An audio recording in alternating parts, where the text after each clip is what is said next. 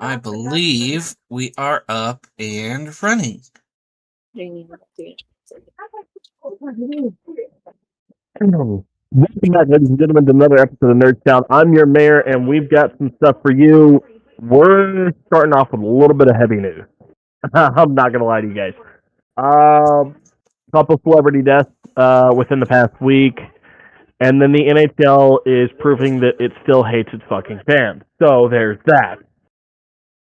Um, so let's dive in. First and foremost, the NHL.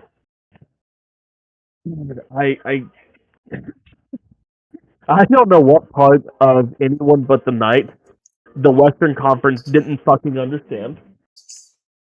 But so be it. It's whatever. I'll take the Carolina Hurricanes though. Carolina Hurricanes defeat the Habs 6-1 in that final game last night and take the Eastern Conference. They win that. They're headed to the Stanley Cup Finals. Finals is now a matchup of the Knights and the Carolina Hurricanes. So, Logan Stankoven, we love you, buddy. You're always a Dallas Star in my eyes. We drafted you. Unfortunately, we traded you, but you're thriving over there. We can't wait to see you hoist the cup. You guys go get it done. Anybody but the fucking Knights. On that, though, some hilarious comments were made when the Knights decided not to touch the trophy for the Western Conference Finals. Now, for those of you that don't know hockey, hockey is probably one of the most superstitious sports, full of the most superstitious players of any sport. And it has been said quite often, if you wish to win the Stanley Cup and you win the conference finals, don't touch the conference finals trophy. It typically leads to bad luck. Also, why a lot of people say the Avs lost is they were hit with the President's Trophy curse. So, is what it is. Now, these comments for the Knights, though, when they decided not to touch the trophy, sound a lot more like, so they do have self-control. Oh, funny how they learn not to touch something if it's a trophy. Look at Carter Hart. He can keep his hands to himself. So on and so forth. I absolutely love the hatred of Carter Hart throughout the NHL fan base. It is wonderful to see. But the NHL was rocked pretty recently, though, with a death. I want to get into this. Unfortunately, Claude Lemieux took his own life this past week. A few short days after showing up to be the torchbearer for the Montreal Canadiens in their stadium at home. He was 60 years old, and really goes to show that, look, it doesn't matter who you are, you can struggle with these things, with mental health. He was drafted by the Montreal Canadiens and was with them for their through until 80. Hold on, let me get this right. Let me go ahead. Won a couple Stanley Cups with the Montreal Canadiens. Was there on the team when they won their last Stanley Cup. He also took the New Jersey Devils to a couple Stanley Cups, and he took the Colorado Avalanche to a Stanley Cup. He ended up playing for the Phoenix Coyotes and the Dallas Stars. The Dallas Stars would be his final team in the NHL. He would then go to the EV Zug, trying to start for his hockey career. He was drafted 26th overall in 1983 by the Montreal Canadiens and left the NHL in 2003, the 2002-2003 season with the Dallas Stars. Claude Lemieux was an accomplished hockey player, probably one of the best in the league during his time, if not of all time. Claude Lemieux is one of those players. If you're a hockey fan, you love hockey, especially if you grew up in the '90s and the early 2000s hockey. The different monster that was. You either loved him or you hated him. He was one of those. He was one of those players. He was. You either loved him or you hated him. Um, with that news, guys, I just want to say 988 is that number. You never are alone. It's not worth leaving everyone else behind because as bad as it is for you, you're only going to hurt more people. And I know that's not what you want to do. 988 again is that number. Three simple numbers. Dial it. They're waiting to help you. But I'm going to switch over to pop culture real quick. One more death, and then we're going to get into a little bit of the happier stuff. Pop culture. Star Wars, we've lost another one, guys. We lost Mauricio Lucas a few days ago. He was an editor and a producer on the original Star Wars films, the original trilogy. He was also George Lucas's first wife. She was 80 years old when she passed away. Just hurt, growing up and seeing, Star Wars probably one of my favorite franchises of all time. It hurts to know that like there's not many of them left. Especially the original trilogies. It's like watching Star Trek these days. We only got 3 of the original Star Trek members left, and that's how it is with the original Star Wars cast. We've only got Han, C-3PO, and Luke left, and it just sucks to hear more of them passing away. But while we're on the pop culture topic, I know Ben's got something, but I've got one: the Mount Rushmore of supervillains. So I brought this up though. Changing gears, I brought this up because the guy I follow, I respect the fuck out of his opinion. He's a comic book guy that I follow on TikTok, and he said this really isn't debatable. And honest to God, I gotta fucking agree.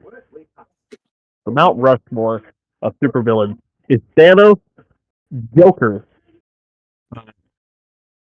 Homelander, and Vader. And I kind of agree. I really don't think there's much debate for other supervillains that would go there. Like, yes, some could potentially eventually reach that spot, but I think as far as it goes, like that's pretty fucking solid.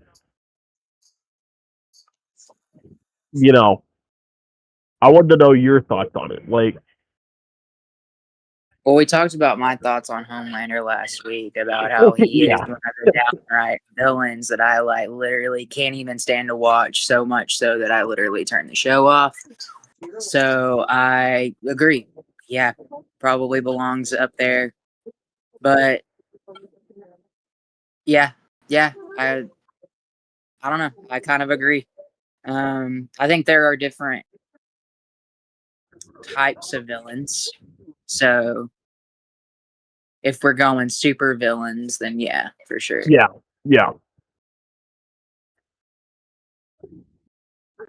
I can't really think of any. I'm trying to think of people that give me that same Homelander ick. And I would even say he's the one that does it the most. Even out of Vader. I understand Vader. I understand why Vader became Vader. Joker, I can even sometimes understand. Like, I think that Homelander's really the only one that I'm just like, fuck that guy. Like, I can't with him at all whatsoever.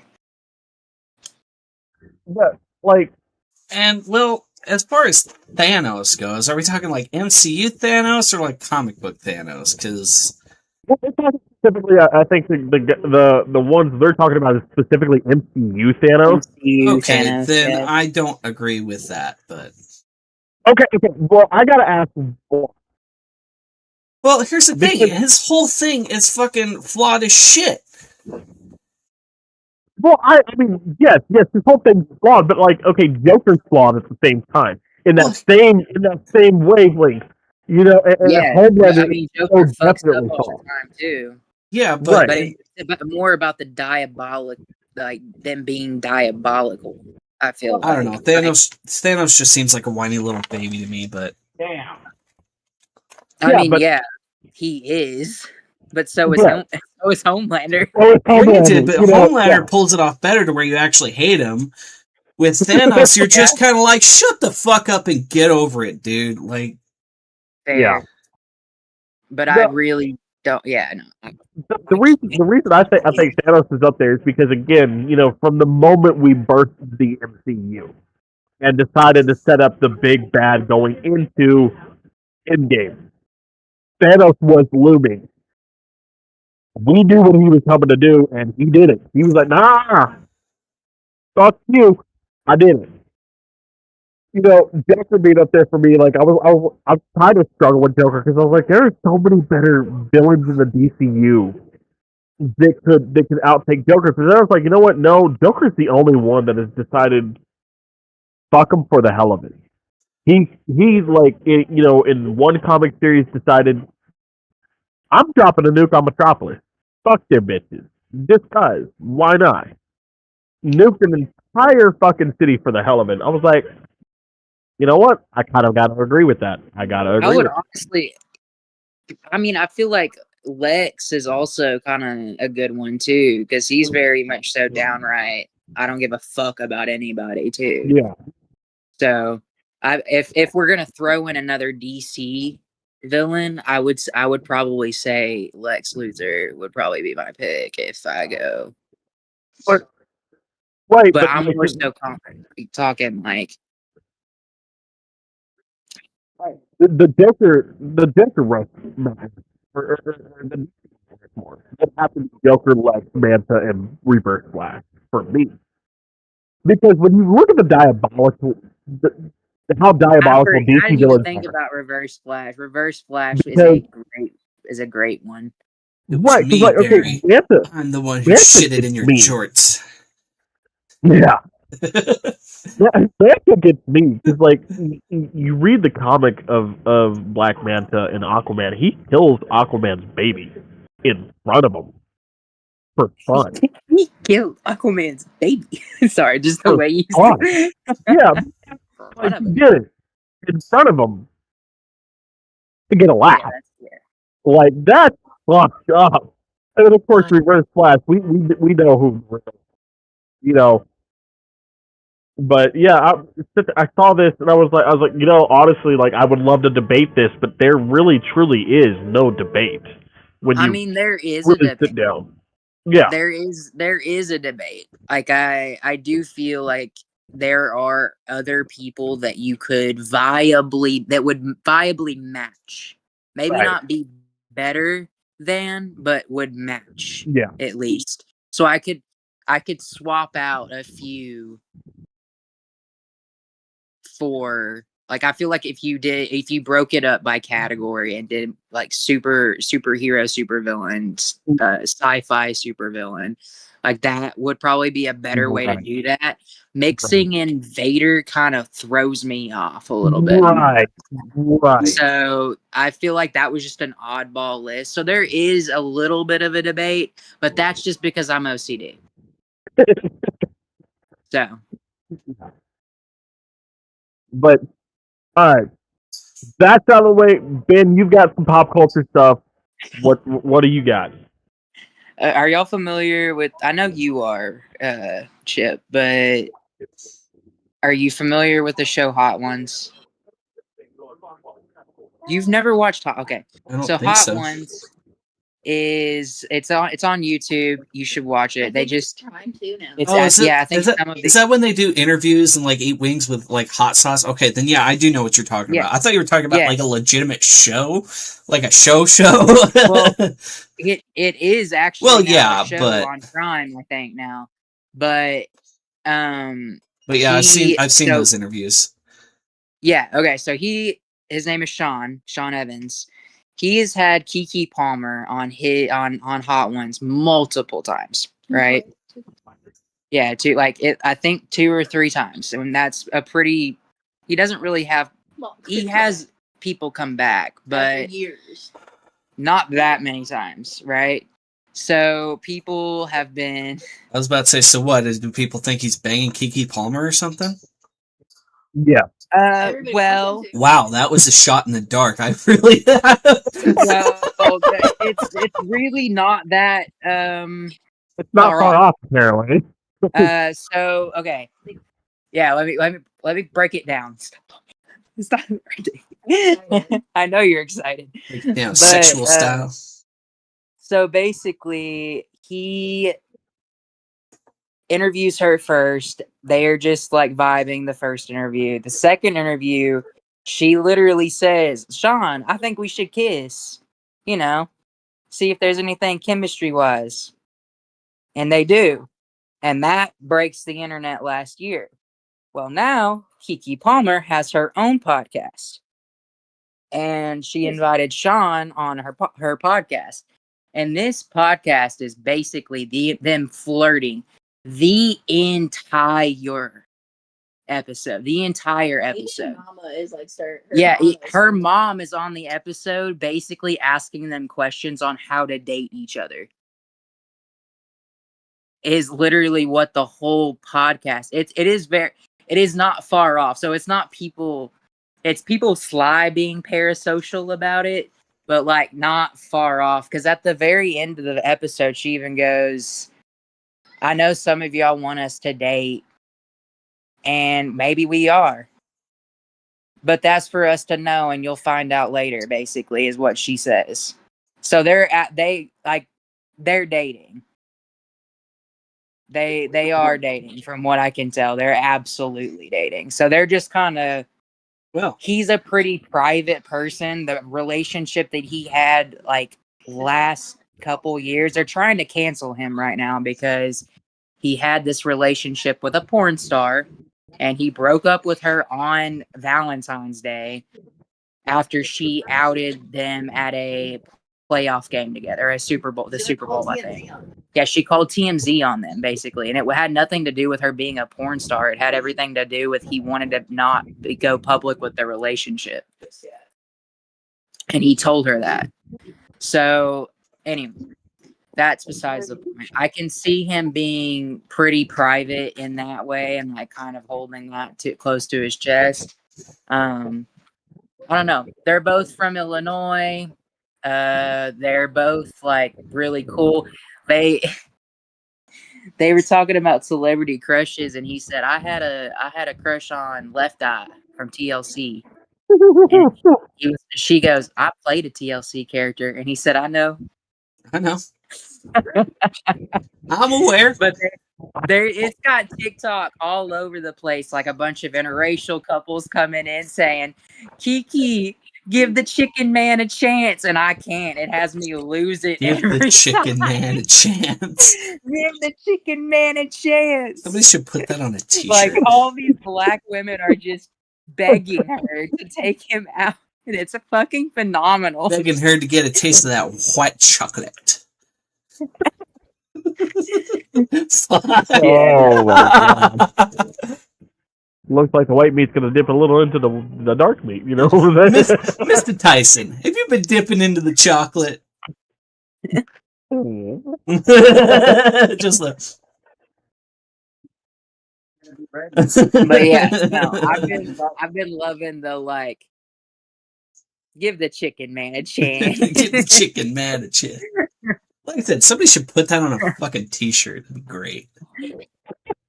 He is probably having the time of his life. Right? Yeah. He just got to play Twister with Keke Palmer on a podcast. Literally play Twister.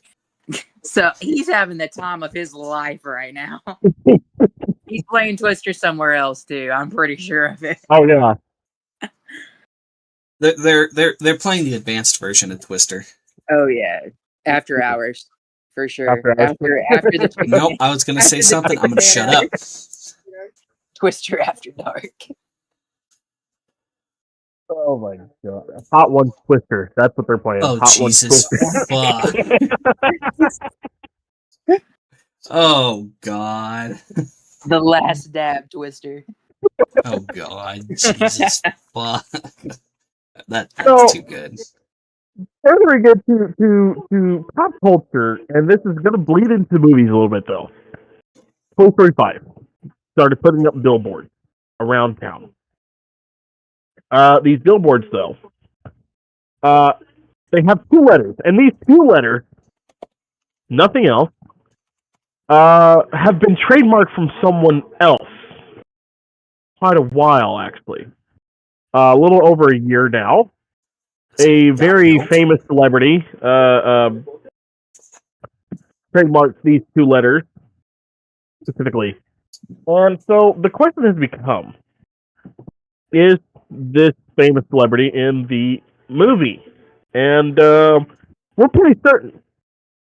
So here's the billboard for you guys. If the phone will focus a little bit. There we go.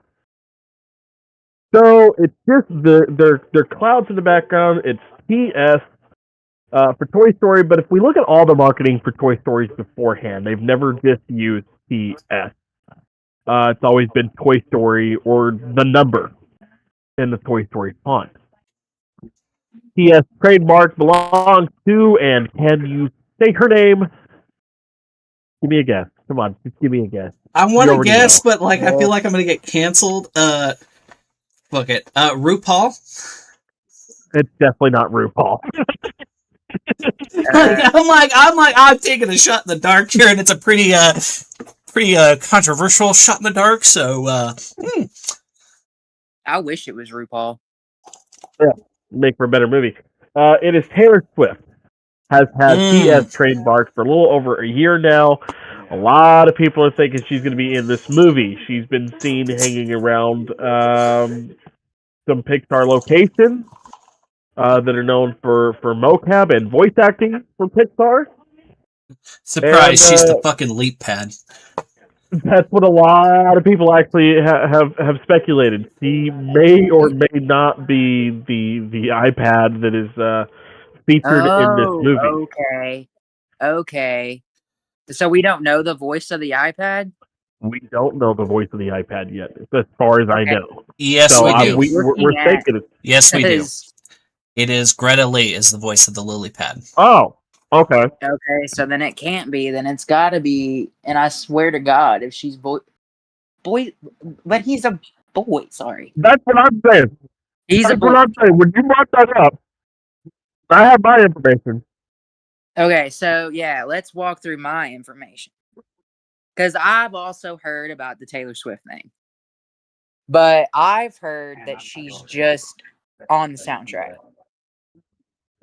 And that's why they're doing it. Or that's why she's there. And that's why she's working with them. I've also heard that Bad Bunny has joined the voice cast.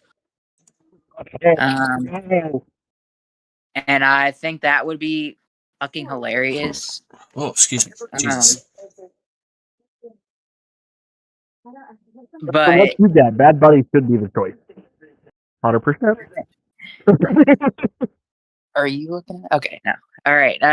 But I've heard that they are replacing the main character, which means obviously Woody is being retired, right? With the amount of this plushie that I have seen and the fact that I have heard that he speaks in the movie, I think it's going to be Bullseye. Howdy ho, it's about high fucking time. Yeah, so I have heard that Bullseye has speaking roles in this, but I don't know how true that is or if it isn't. And if it is, I would love if Bullseye was like the new main character.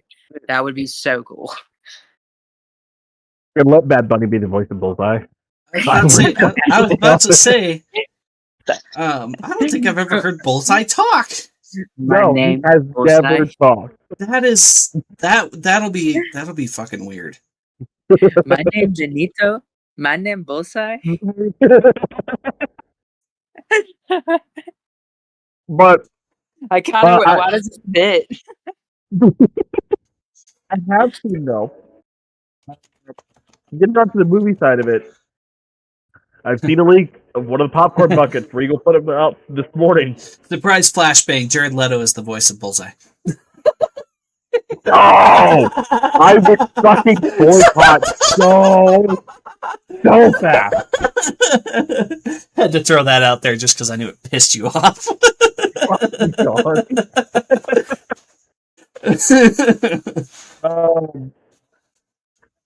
Regal has announced their popcorn buckets, or at least one of them, for Toy Story 5.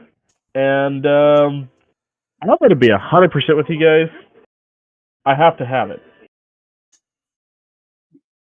Let me... I'm still trying to find it. Fuck it. It's a traditional bucket. It's a traditional bucket that has Buzz Lightyear's paint scheme on it. And then you put the little dome on the top to cover the popcorn, and it's Buzz's dome. Pretty cool. And if you get the drink with it, the drink slides onto the back of it, and if you push a button on the cup holder, the rings flip out. And it's the full Buzz Lightyear deal they have, and I am so here for it. I really I'm naming one of the traditional buckets. The buckets, yes, they can be cool, but I like the fun stuff they do. No, this one I would get this traditional bucket for sure, 100%. Yeah, no, I saw it earlier today too, and it was super cool. Yeah. Have you seen it? Because of the Regal Buzz Lightyear popcorn bucket.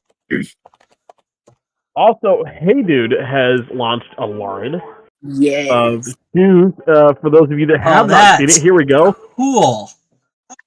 Andy's.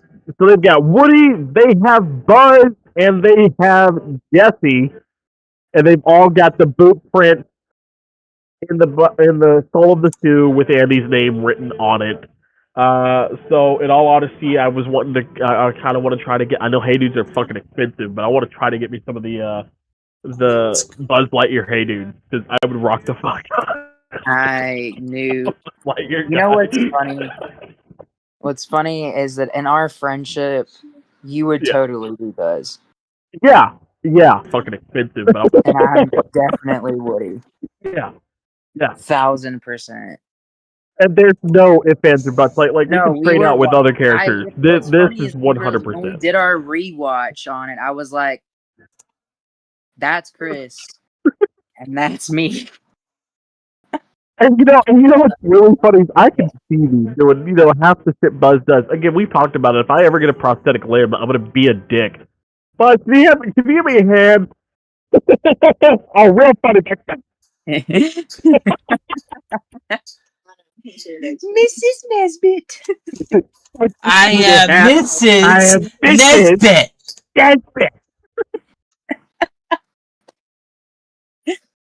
What was that? Yeah, like I said, look, we were talking before the podcast started. I'm just gonna say it on the podcast because I want this up there. Look, I thought we beautifully wrapped it up 3 times over.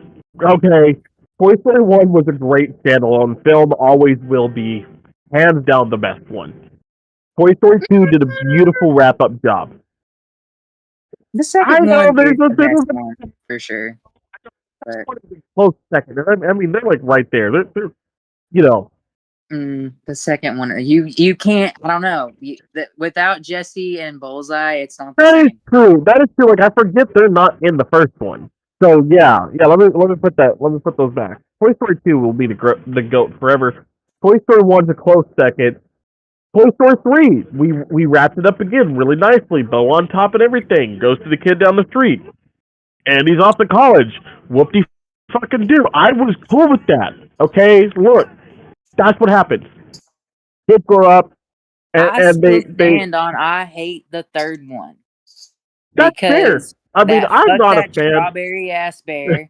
He was just mad that his ass got replaced and he ripped them other toys from their home. Yeah. Fuck that strawberry ass bear. Yeah. It's like another purple supervillain we all know. Exactly. Toy Story 4 comes around. Okay, look, I was like, all right, Toy Story 4 is okay. And then they keep blue balling me. Like they kept blue balling Woody through that movie. Fuck you, Buzz. You know what you did. But it's cool. It's fine. It's whatever. It's okay. Woody's been blue balling fucking Buzz for For years with for 9. Jesse. Yeah. But okay, this is the final one. This is the final one.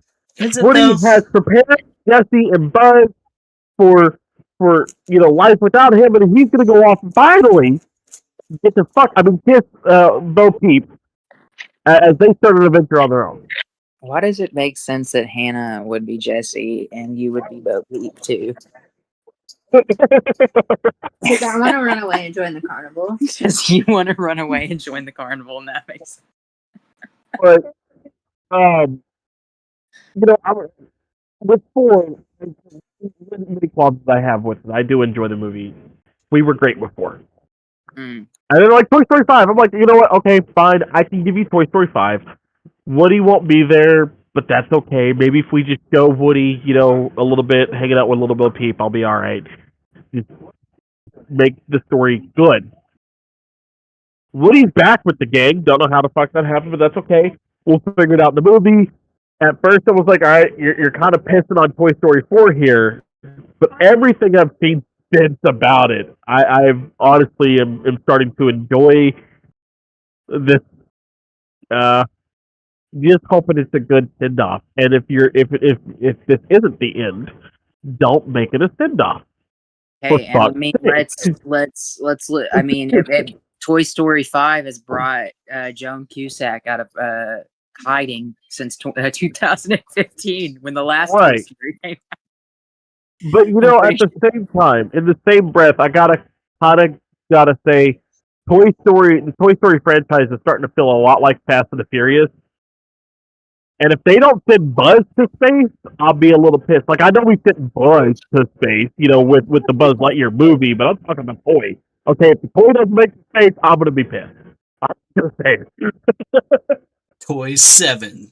They go to space. Yeah, let Chucky go to space first. Story 10. I swear to God, it would be funny if Chucky made it to space before Buzz Lightyear. Yeah, it would be funny as fuck. Not gonna lie, if Chucky made it to space before Buzz Lightyear, the Space Ranger, made it to space.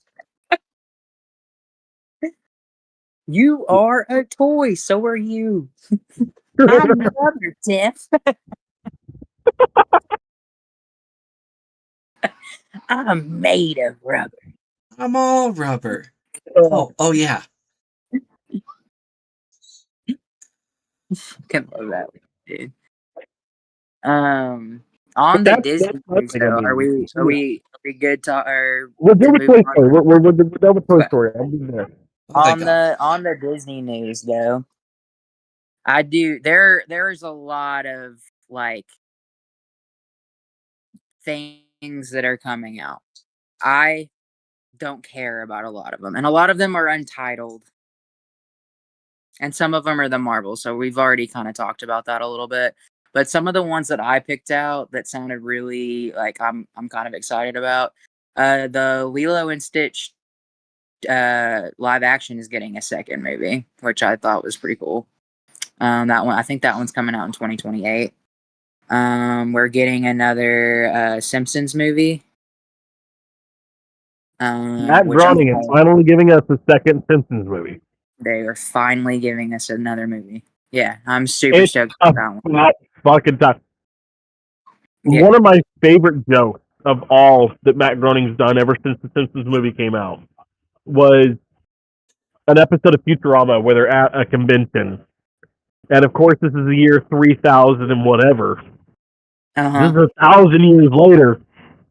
And at the convention, Matt Groening has to say, does anybody have any questions? And everybody's hand goes up, and he goes, not about the second Simpsons movie. I don't even know when that's coming out. And all the hands go down. Well, I do now. It is next year. I swear to God, Futurama better make a joke about it, or I'm going to be pissed.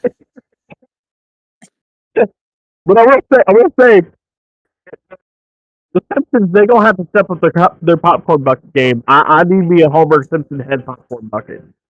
100%. Yeah, or the donut or something like that, or in a donut drink cup. Oh yes, yes.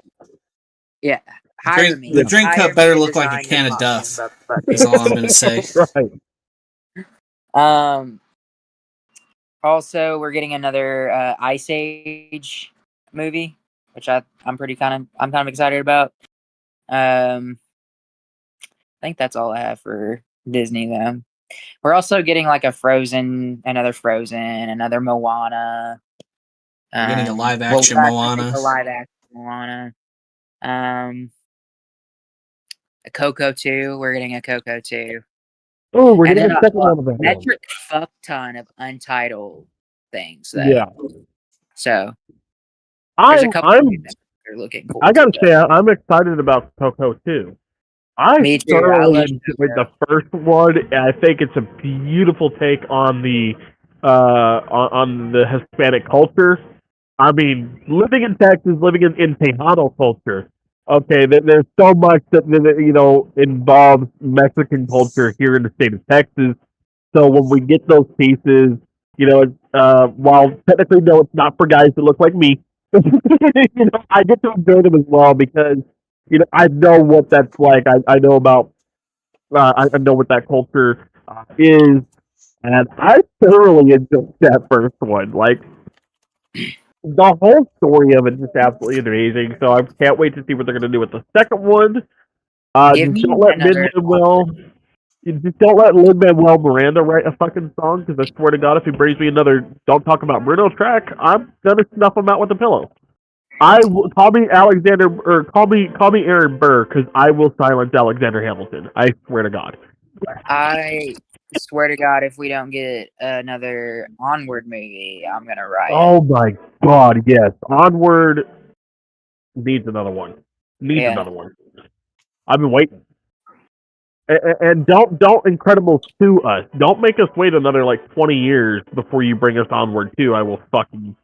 Well, at least out. we're getting an Incredibles 3 before that, I guess.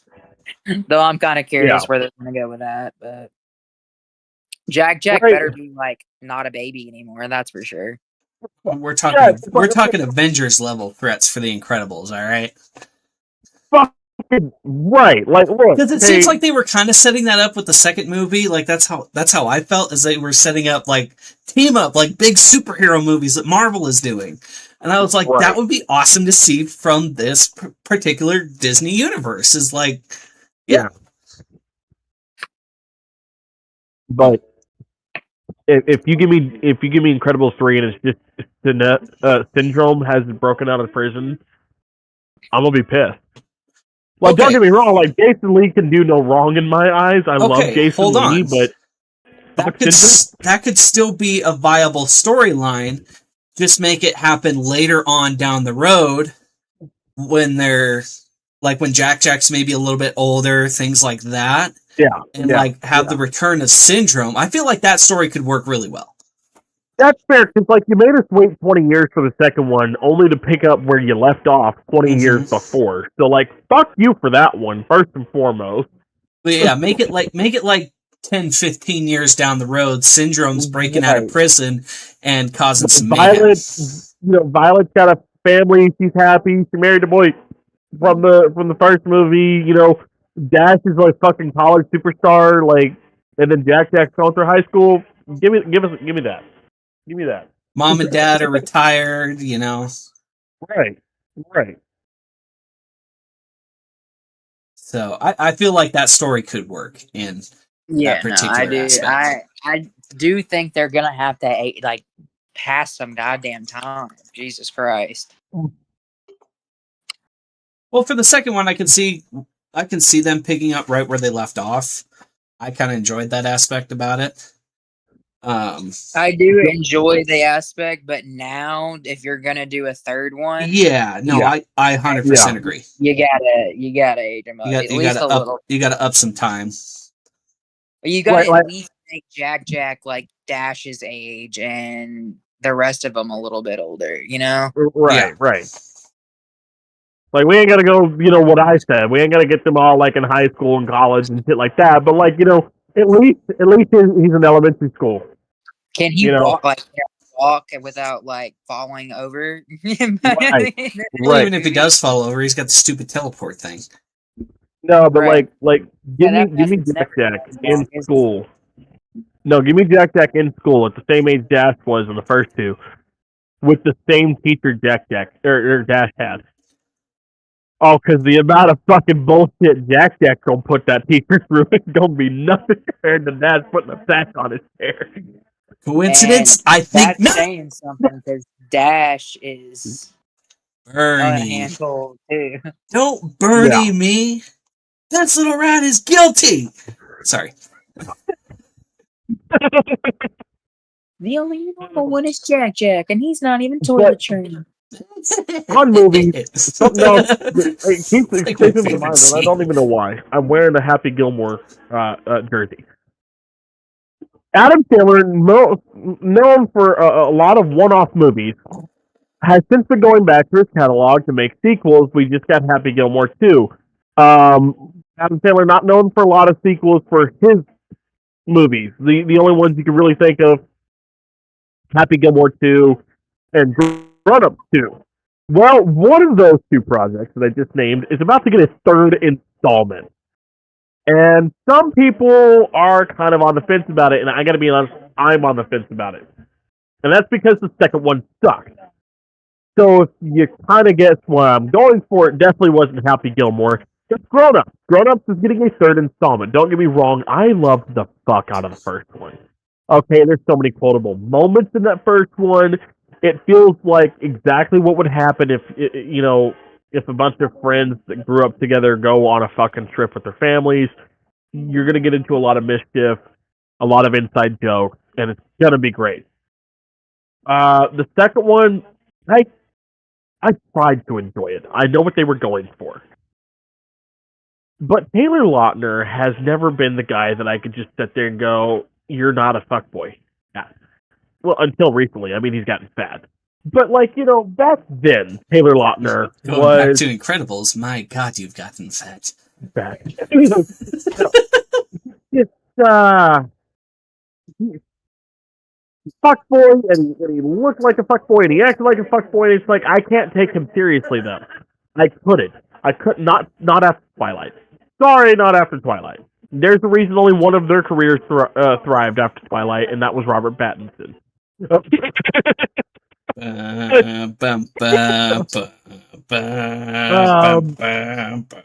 have no idea what the premise for Grown Ups 3 is. Adam Sandler has said, though, it will be happening. He's getting the gang back together. I don't know how I feel about it. Like I said, the first one was great. Could have stayed by itself. Could have done well by itself. The second one kind of tainted both of them.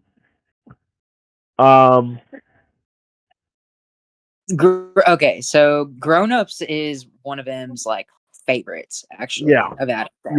Yeah. I try to love it, for her.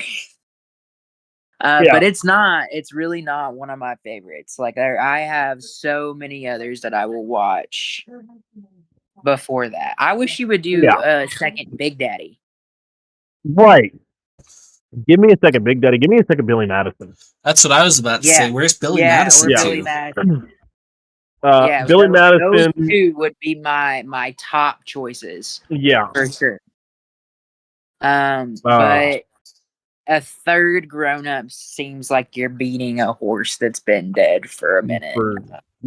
Like it's so dead the maggots aren't even around it anymore because it's nothing but bone and very little skin.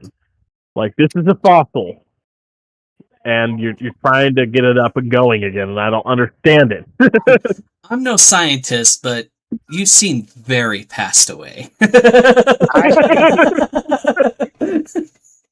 I'm gonna be real. I feel like he's just moving into he's just gonna make sequels of his own films and then hand the fucking totem off to his daughter. Right. Because his daughter was just in another movie called The Roommates or something like that. Yeah, it's pretty decent. We watched it the other night. It's funny. but it's a little cheesy. It's a little more like on the high school-y realm, but it's pretty good. Or like his daughter was in You're So Not Invited to My Bat Mitzvah with him. That one was pretty fucking good. That one's hilarious. Actually, both his daughters and Gilmore too. His wife played one of his daughters played his daughter in Happy Gilmore 2. His wife played her ballet instructor. Mm-hmm. The other daughter was the girl he gets connected to during AA. And one of them looks just like him, and one of them looks just like his wife. Just like her mom. Yeah. Yeah. Both of his daughters are very talented actors in their own right. His wife has been a talented actress in her own right for many years. You know, I wouldn't be upset at him passing the torch. I mean, look, he's in his 60s now, 60s, 70s. Well, 60s. There, yeah. He's not that old. He's 60. He's in his 60s, but he's getting up there. There's no way he's 60. Is he? Oh yeah. Adam Sandler is 59 years old. He was born on September 9th, 1966. Okay, he's knocking on 60, but still, again, I don't mind the passing of the torch. Here's a weird thought. What's that? Adam Sandler is as old as Star Trek. Holy shit! Yeah. Yeah. Wow. Sorry, I had to blow your mind real quick. Yeah. But again, I don't mind the passing of the torch. But if you're gonna give us a bunch of soulless sequels, until then, I just don't want it. Don't get me wrong. I loved Happy Gilmore 2. I think it was a phenomenal addition to Happy's story. I think it served well. To the people that are dogging on it, look, you're not taking into scope like the Maxi X or whatever the other golf game is, the new style. Okay. People were dogging on that for Happy Gilmore 2. To give you an opinion of someone that loves grown-ups, I just said we're getting a Grown-Ups 3 to M, and she went. So that should tell you everything. Yeah. But second, I like it for 1 minute. Since you need it. Second Happy Gilmore. I heard a lot of people had. Why are we doing a third? Yeah. I heard a lot of people had problems with the Maxi Golf, as it's called, in the show. And it's like, you kind of really can't get mad at Maxi Golf because it's not far off from realism. Look at the game of baseball. Okay? Baseball has been the exact same for many fucking years. And then this banana ball comes up. So don't get me wrong, I'm not talking shit about Banana Ball. I love the concept of Banana Ball. I enjoy watching it. Don't get me wrong. It has also brought up some really great teams in some areas that more or less wouldn't have them. So it's given people somewhere to be, something to do. That's it. I'm going to start a Banana Ball team. But there have been, look at the NFL. The NFL now has the LF. Or XFL, which is Extreme Football League or some shit like that. It's stupid. It's run by The Rock. Okay, if you need to know anything about it, it's run by Dwayne The Rock Johnson. It's dumb as fuck. It is basically a football version of. It's basically a football version of Banana Ball. There are golf leagues out there that are like Maxi Golf or whatever. Personally, I think Happy Gilmore 2 kind of sets the precedent on, how some of these sports guys feel about these games getting redone into trick games or something along that line. So I enjoyed Happy Gilmore 2, but like I said, if it's going to be a soulless remake such as, I'm sorry, a soulless sequel such as Grown Ups 2, don't give it to us. As much as I love Adam Sandler, I'll die on that hill that he is one of the funniest people alive. And I know I'm outnumbered on that hill. But, fuck it, he's funny as shit. I feel like if you don't like Adam Sandler, no offense to your wife, there's something wrong with you. Right! Adam Sandler to me feels like hating Adam Sandler feels like the equivalent of hating Nickelback. He's the actor Nickelback. It's not You know, or like I get hating Will Ferrell more than I get hating Adam Sandler because I hate Will Ferrell. I don't really like any movie that he's in. Yeah. I'm gonna be real. Don't get me wrong, I enjoy Will Ferrell, but we also have two different tastes. I don't necessarily enjoy the actor himself, but I enjoy some of the work. Step Brothers is probably one of my favorites, followed right in behind Talladega Nights. I feel like those two are the only that they get the pass because John C. Reilly is in them. That's fair. And then again, I love Elf. When it comes to Christmas time, I love Elf. I have the suit. I like acting like it a little bit because it's funny as fuck. But Elf is an every other year movie for me. Yeah. Elf is I watch it once a year just to piss my wife off. Movie. I know. But don't tell her. I'm gonna tell her now.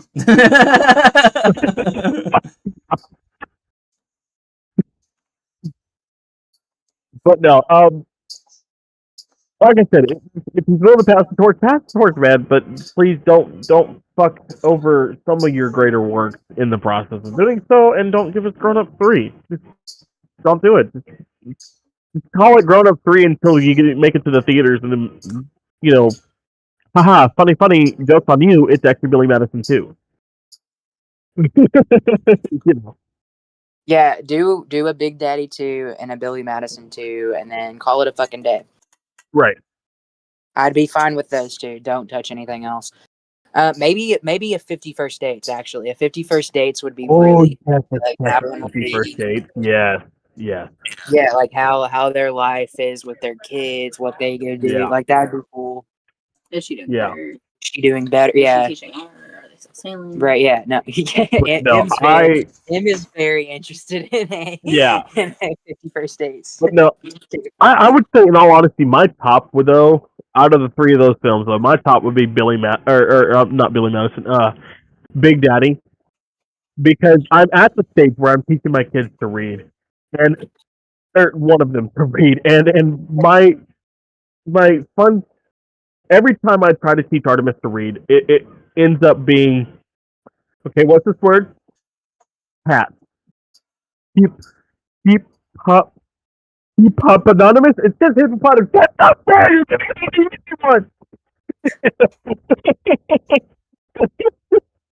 It's constantly racing in my fucking head. You know how many times I hear Artie in the background screaming, and I want to say, "Oh yeah, all right." I've gotten that down. I think I say that more than anything else. I've gotten the all right down. Yeah. No, I think it would be perfect though. Big Daddy 2. It's not Adam's story. It's Dylan Sprouse's story. Bring Dylan Sprouse to come back and play the kid again, all grown up, having his own kid dumped on his doorstep, and we get the story all over again. Yeah, that would be cool. Or you could even do it differently, and like one of his like friends like actually like passes away, and he takes this kid on instead. Right. Or something like it's something different. Like make it just enough different, but it's the same story, more or less. Same and then vibe. you bring Sonny back, and Sonny's still Sonny no matter what. Yeah. But that's it for movie news as far as I know.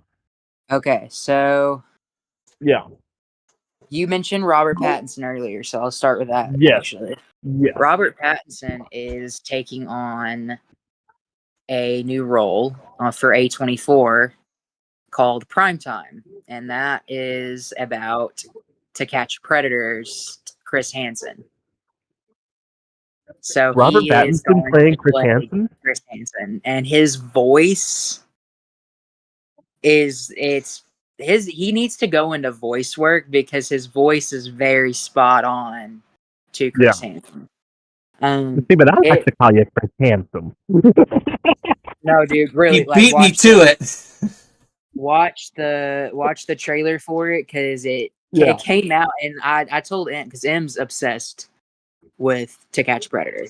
She has watched all of it, and she's watched a YouTuber watch all of it. She's watched the documentary.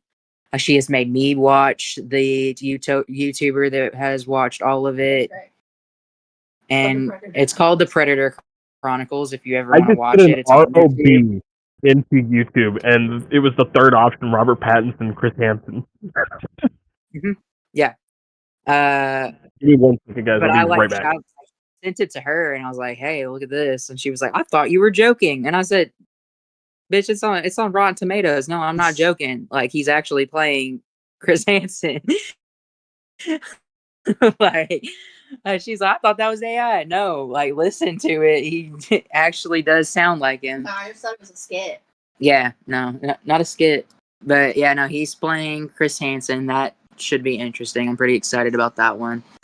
As far as other movies, let's talk about movie I watched.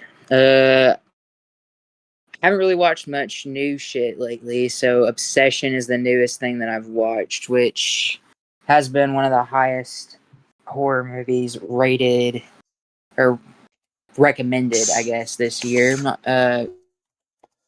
Even before it was even supposed to air, it's been all over highly recommended for 2026. It follows a guy named Bear who wants to ask a girl, what's her name? I don't know her name. I'm gonna be real, I don't know her name. That's sad. But anyway, we just watched it.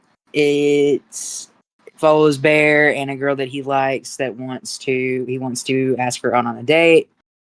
He goes home with her and he drops her off at home, and he's like kind of trying to work up the nerve to ask her out. He can't really work up the nerve to ask her out, so he bought this thing at a, like, I don't know, kind of like a metaphysical shop looking thing, and it's called a one wish whistle. Yeah. Sorry, I just stepped back and I watched. I didn't even watch 6 seconds of it. There's my time step. 6 seconds. What would have happened if I wasn't here? I'm sorry. You can't tell me that's not the actual Chris Hansen. There's no fucking way that's Robert Pattinson. Yeah. Not to backtrack. No, I it don't sounds have to. just like, Not to backtrack, but for fuck's sake. yeah, That's good. That's yeah, good. no, it sounds just like him. Nikki.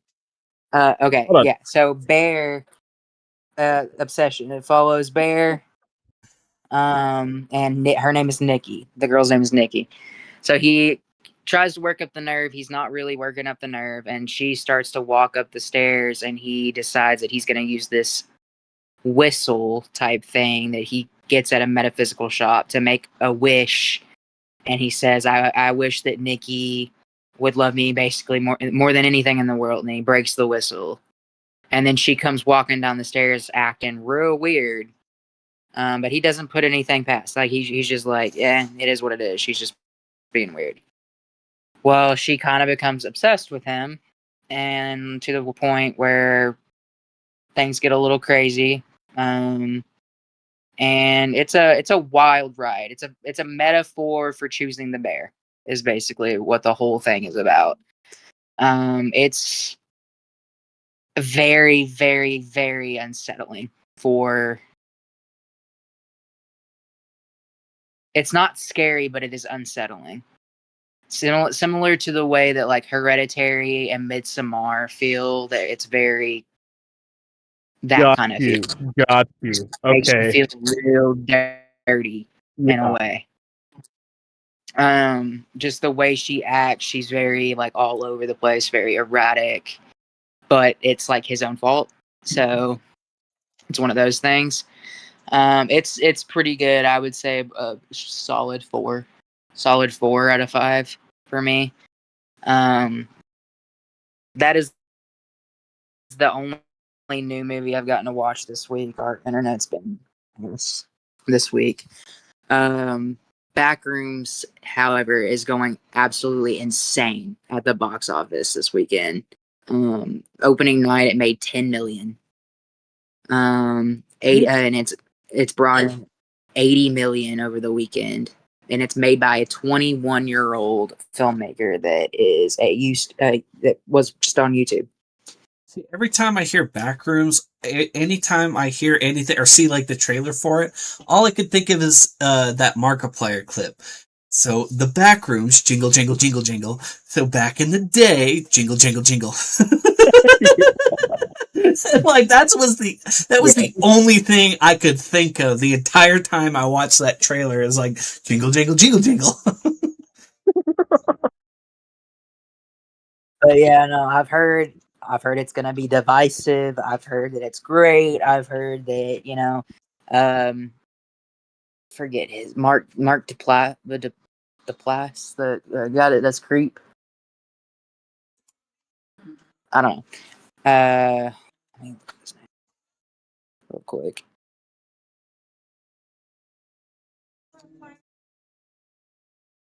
Yeah, Mark Duplass. He is a filmmaker, but he did one of our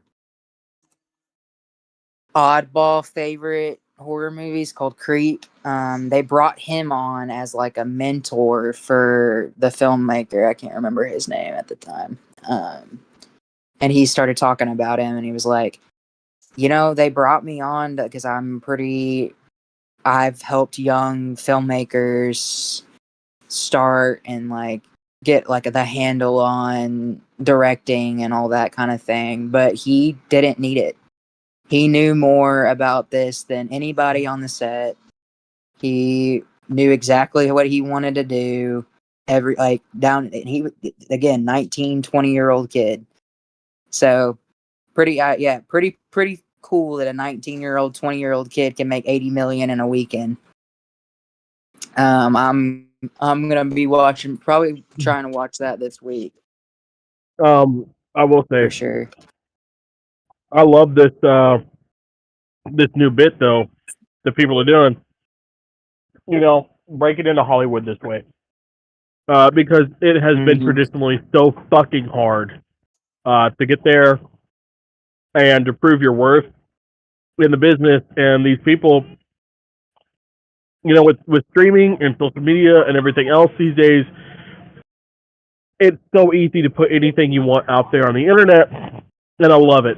I love that people are doing this, getting it done this way, really upsetting the system that has stood between creative people and the limelight. It's And giving I do think creative people a new way, a new voice. Isn't back? Can you look up if Backrooms is A24 or what it is? I think it is A24. I think you're right. I think it is too. A24 is an independent film house, and I can see with all the like AI bullshit, I can see that a lot of people are going to start moving into independent film houses. So like bring her back. Backrooms is A24. So like Bring Her Back was also an A24 film, is also made by a YouTuber. Talk to Me is also an A24 film that was made by a YouTuber. Iron Lung was made by a YouTuber. Jacksepticeye is making a movie that's coming out this year. There are we talked about it last year. I didn't really care for it, but they did it. Selena and Chris put out a horror movie last year. It is absolutely possible. And it's right.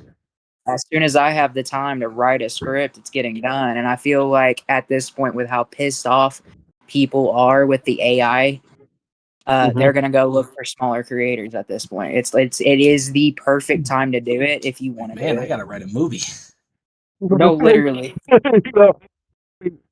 working on my own project right now. My own movie. Literally, I'm working on my own. Theta Squad movie coming out later this year.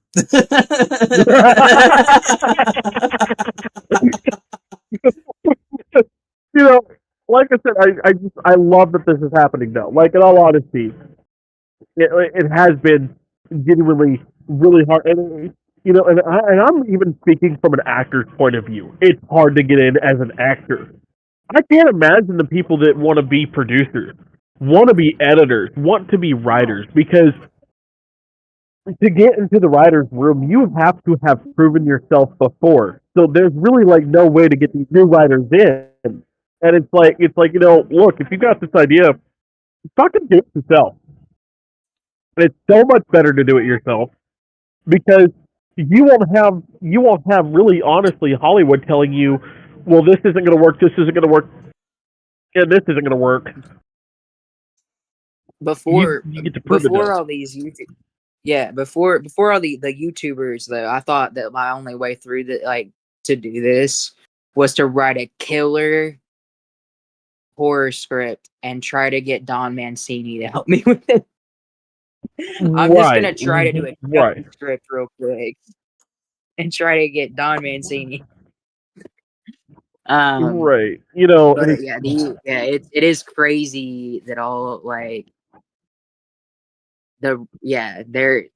there's not very many slots, as you said, with the writing, with the directing, with the producing, all of that, and most people now are doing it themselves at like every part of it. I've seen a quite a few that have both written, produced, and directed and starred in the film. So a lot of the Disney spin-off horror movies. Those are fucking fantastic. If you've never, they're cheesy as hell. However, that Peter Pan one, the Peter Pan one slaps, dude. It's so good. It's like, I don't know. Most of them are written, produced, and someone stars in it. And but another thing that's helping is let's look and see what's happened in the last 2 years. A certain file came to light, and people realized how truly shitty some of their favorite people in Hollywood are. And we've written off a lot of fucking people. And so you're going at, so now you have people looking for a new person to put their money towards. Put their eggs in the basket now. Right. Hey, we've seen Markiplier for all these years on YouTube. He's done very well. Let's see what he does as far as the movie. Oh, this movie's fucking fantastic. By the way, I'm pretty sure you can watch Iron Lung on YouTube now. Yeah. Yes, you can. So, you can watch Iron Lung, YouTube. But, and then, of course, again, Selena and Chris, with their horror movie. Again, whether you liked it or not is not the point of it. The point is like, okay, they, you put your trust in them to you watch their content every day on TikTok. And then they're like, yeah, we're going to do this movie. You're like, fuck it, why not? Because I can't stand Blake Lively anymore. Oh, Markiplier is doing this movie. Awesome, because apparently Kevin Spacey's a piece of shit. Jacksepticeye's coming out with something awesome because I can't stand Ryan Reynolds anymore. All these people we used to look up to, we used to wanted to be, come to find out they're ugly. And they've done horrible things. And so, cool, all right. These people that are unknown are coming up. They're trying to break in. They're trying to do this, and they're doing it all themselves, and they're funding their own project. Cool. A lesser known guy that the three of us know, Nick, otherwise known as No Joke Entertainment, did his own thing. He's like, fuck it. What if Batman fought Michael Myers? He wrote the whole damn thing himself, spent $12,000 out of his own pocket to fund the movie, get some friends to help him out with it, and it was an hour long. Not even an hour long. Wonderful fucking movie, though.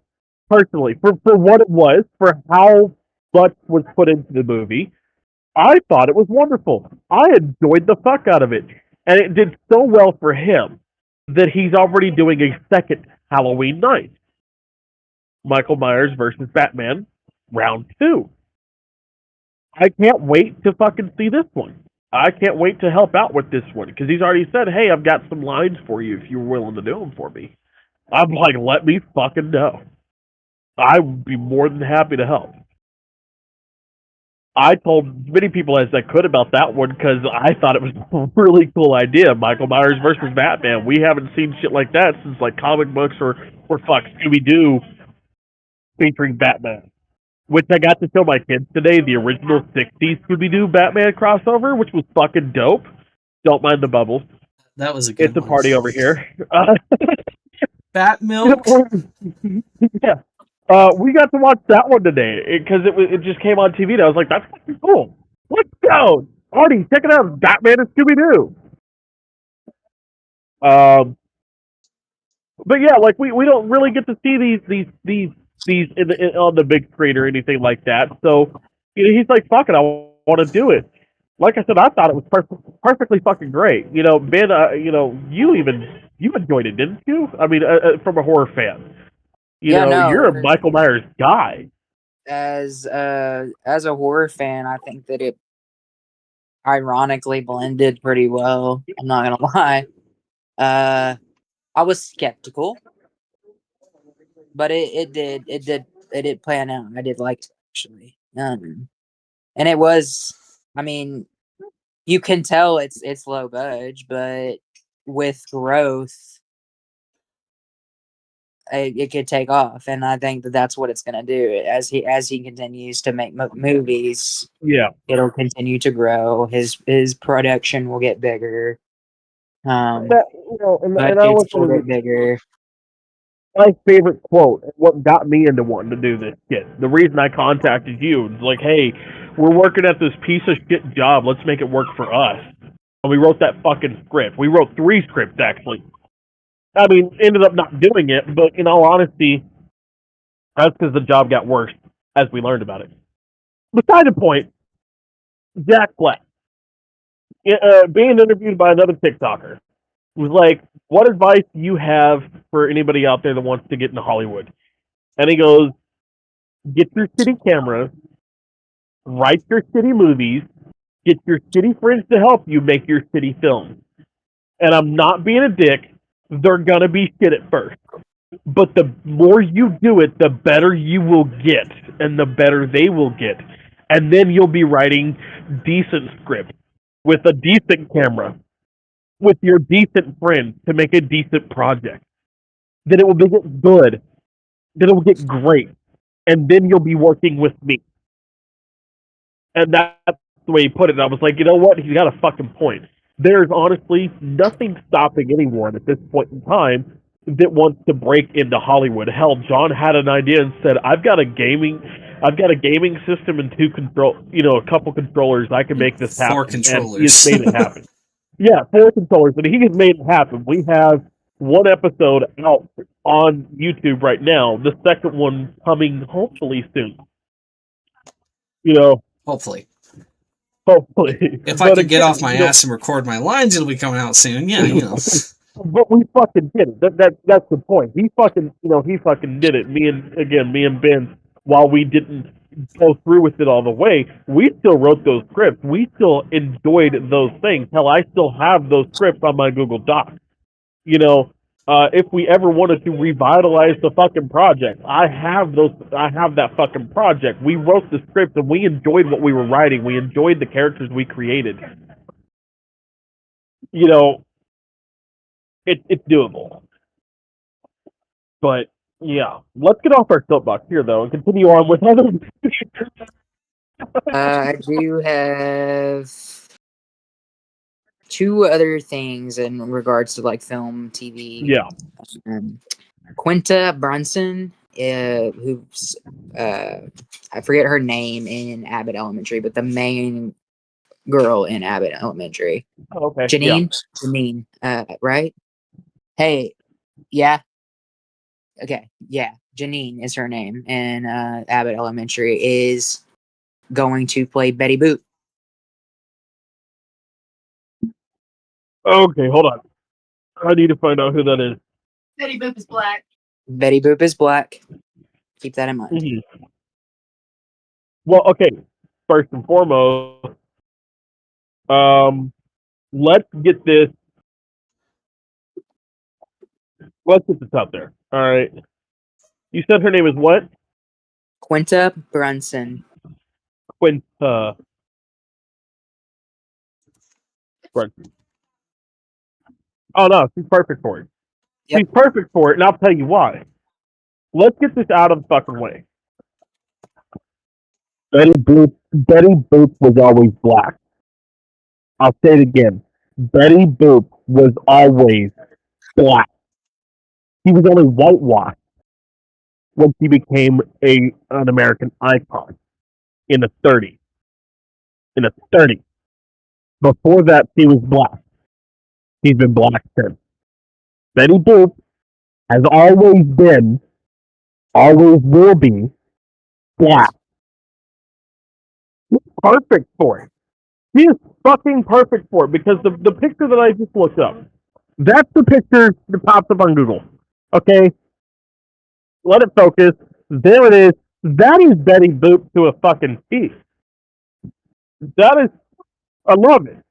Yeah, the short hair really helped because I was skeptical because Yeah. I have watched Abbott, right?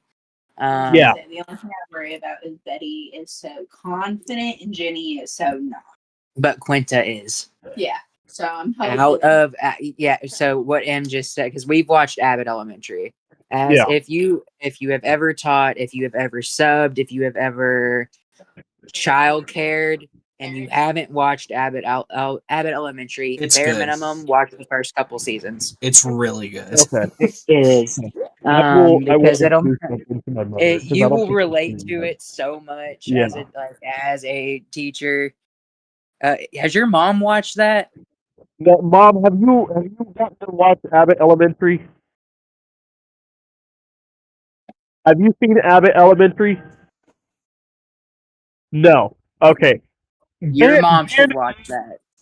Ben and John are both saying that you should watch it, considering it's very good and very relatable for teachers, childcare workers, substitutes, you name it, in the child industry. Pretty It's much a very anybody relatable who's show. worked in the school system will Worked in be. the school Yeah. system. Yeah. would Yeah, love it. anyone that Oh. has worked in a school system.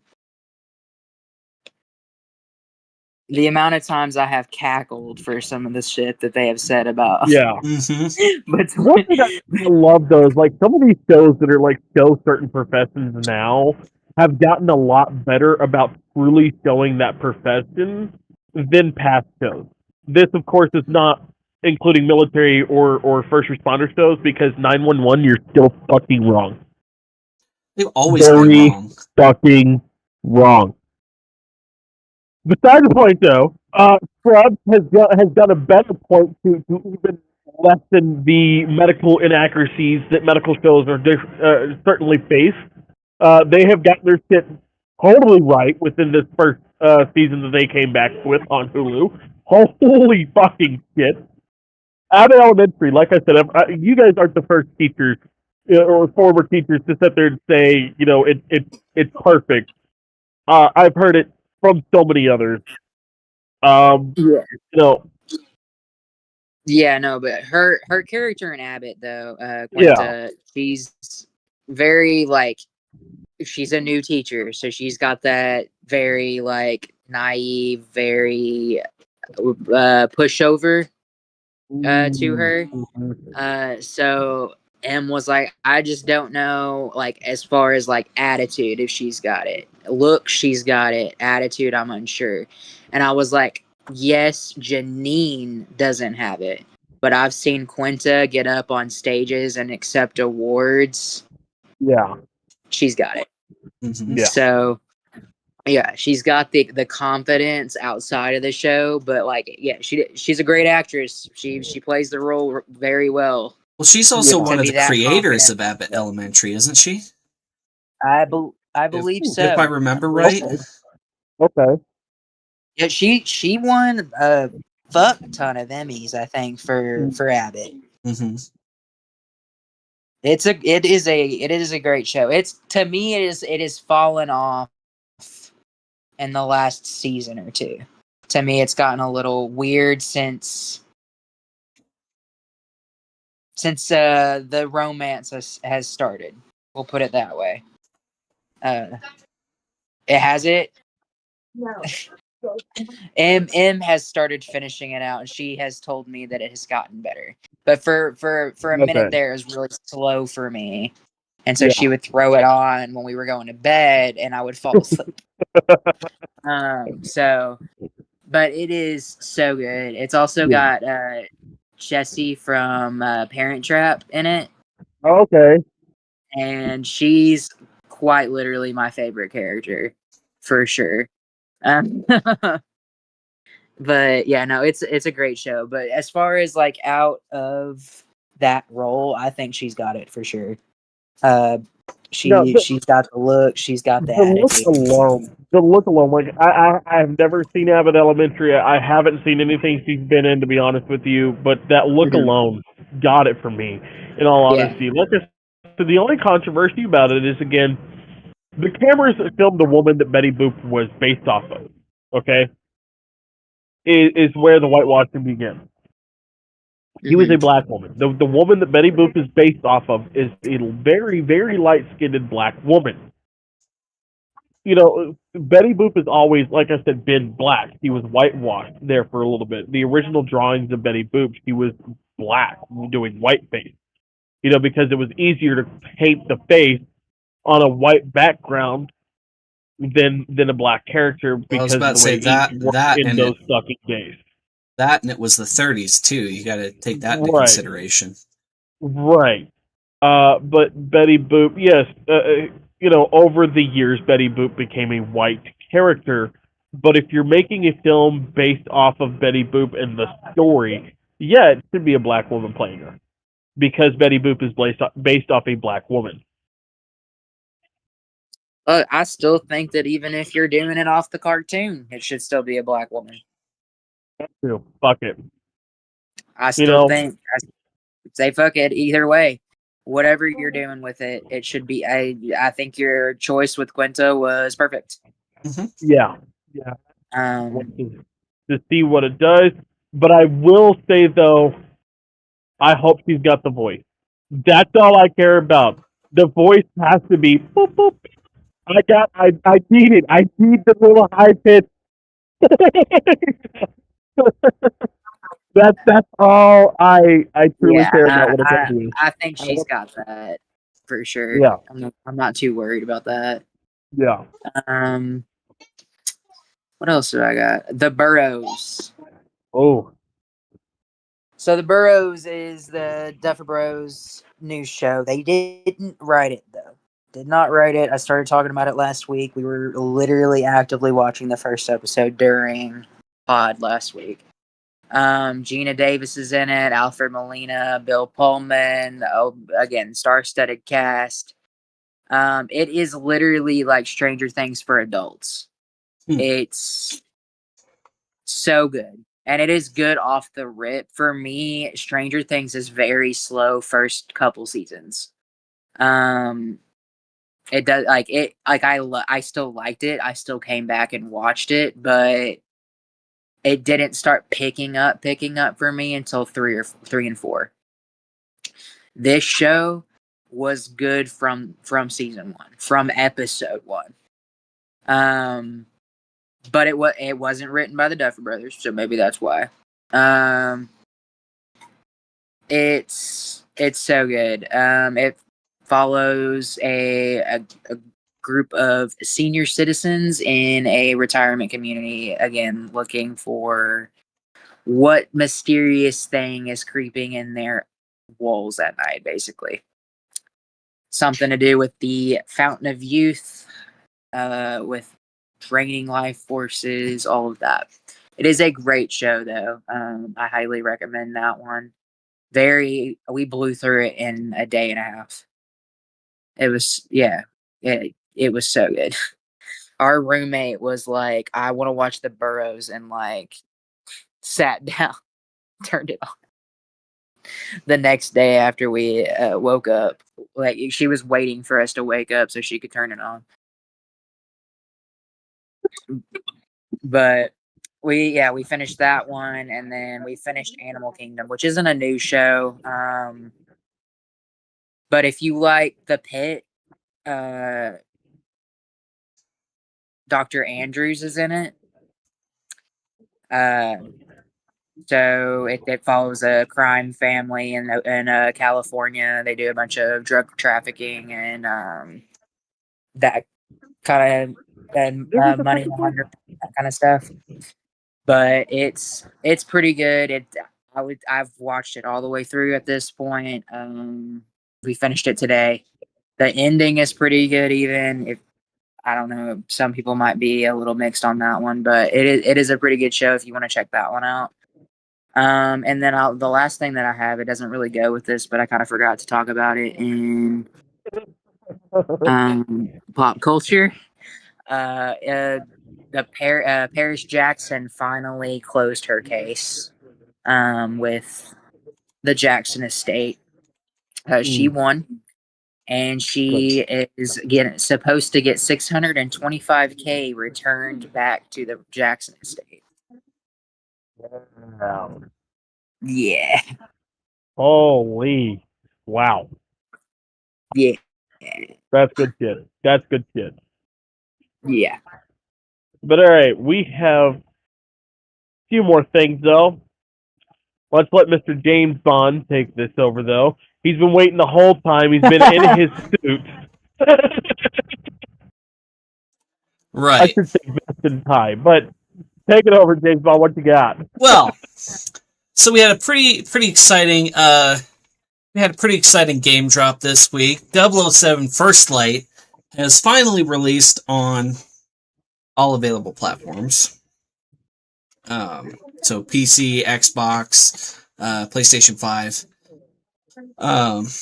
And oh my God, get your martinis, get your women in bikinis, get your tigers hanging from helicopters. This game is fucking amazing. We've got a classic, like playing this game, IO Interactive has knocked it out of the park. For those of you who don't know who IO Interactive is, they are the masterminds behind the Hitman games. If you've ever heard of or played those. Okay, so the guys that have made the coolest assassin video game of all time, minus Assassin's Creed, have given us a James Bond game. Have given us a spy thriller. Let's fucking go. I love the Hitman games. They're phenomenal. I have completed the game once and a half. I'm currently working on another run through because that's how good this game is. Because every mission, every opportunity you see, there's always like 3 or 4 different ways to fucking go about it. And that's one of the things I really like about this game. Every situation has you got some leeway either way to choose which way throw in some classic Bond moments. And oh man, the title sequence, the song performed by Lana Del Rey is just chef's kiss, just fan-fucking-tastic. Playing through it, I'm like, this feels like almost like a mix of like a Daniel Craig and a Pierce Brosnan movie.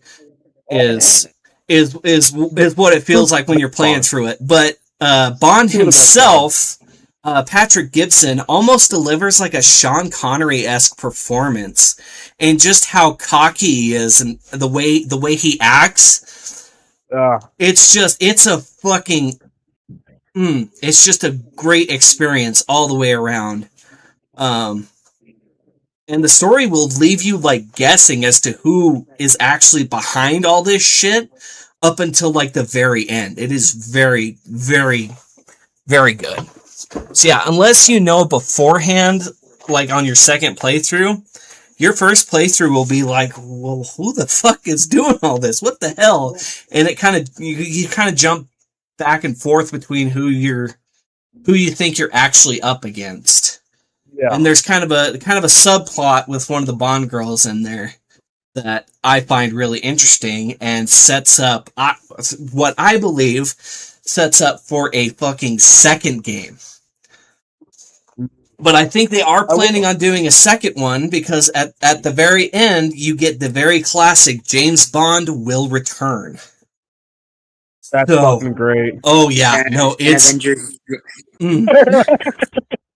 Well, I mean, the James Bond movies did that long before Marvel ever thought about it, in all fairness. Like, even going back to... I know, but you gotta do it at this point. Well, like, even going back to From Russia with Love, the end credits is like James Bond will return in Ian Fleming's Goldfinger. So James Bond has been doing this for literal fucking decades at this point, and Marvel just kind of picked up on it. Kind of like with Endgame, how they stole the fucking end credits from Star Trek 6. But that's another story for another day. But no, I mean, in all honesty, though, I love games, though, that give us random choices. You know, they give us multiple choices on what to do throughout the storyline. Because when you get a game, you know, historically, you play through the game, you run through the one single storyline that is set up to involve the game, and you get to the end of it, and you're done with it. Mm-hmm. You know, 9 times out of 10, you're fucking done with it. There's nothing to do in the game past the storyline, you know, really. There's no reason to go back through it and run the story again because you already know what's going to happen. There's no other different choices. Right. You know, games started doing that, and I started enjoying it a lot more. Because you would pay... This was back then, kids. Okay, mind you, this was back then. You'd pay about $50-$60 for a game, and then you'd run through it once. And it's like, okay, while it was fun the first time, you're never going to pick it up again. You know, this is GTA for me. This is Red Dead 1 for me. We didn't have the options then. You know, but now you're paying like, what, $60-$70 a game for base edition. Well, and that was the other thing I liked about this is I pre-ordered the standard edition for like $60-$70.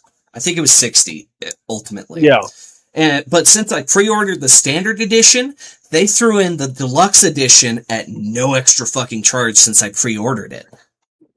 So IO Interactive is really knocking it out of the park with this one. Yeah. So far, at least for me, who has been a James Bond fan for a long time, almost as long as I've been a Star Trek fan. Yeah. Like the first game I will say that like ever made, I played it more than once. And I played it on this dude's couch for the very first time. Of course, I'm pointing at Ben. Well, you're pointing at me, but that's beside the point. Oh, well, okay. Well, I played it on this dude's couch. There you go. On for the first time in Illinois, and that's Until Dawn.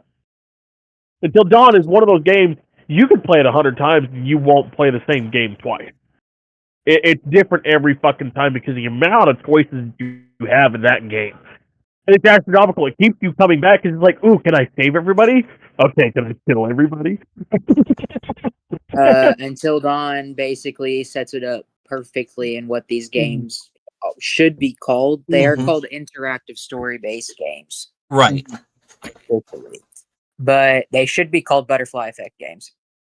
Right, and it should just be gaming in general. Like, in all honesty, if I'm paying $70 to $90 for base edition all the way up to deluxe edition, if I'm paying that fucking much, I want the ability to play the game so goddamn much that I'll never play the game the same way twice.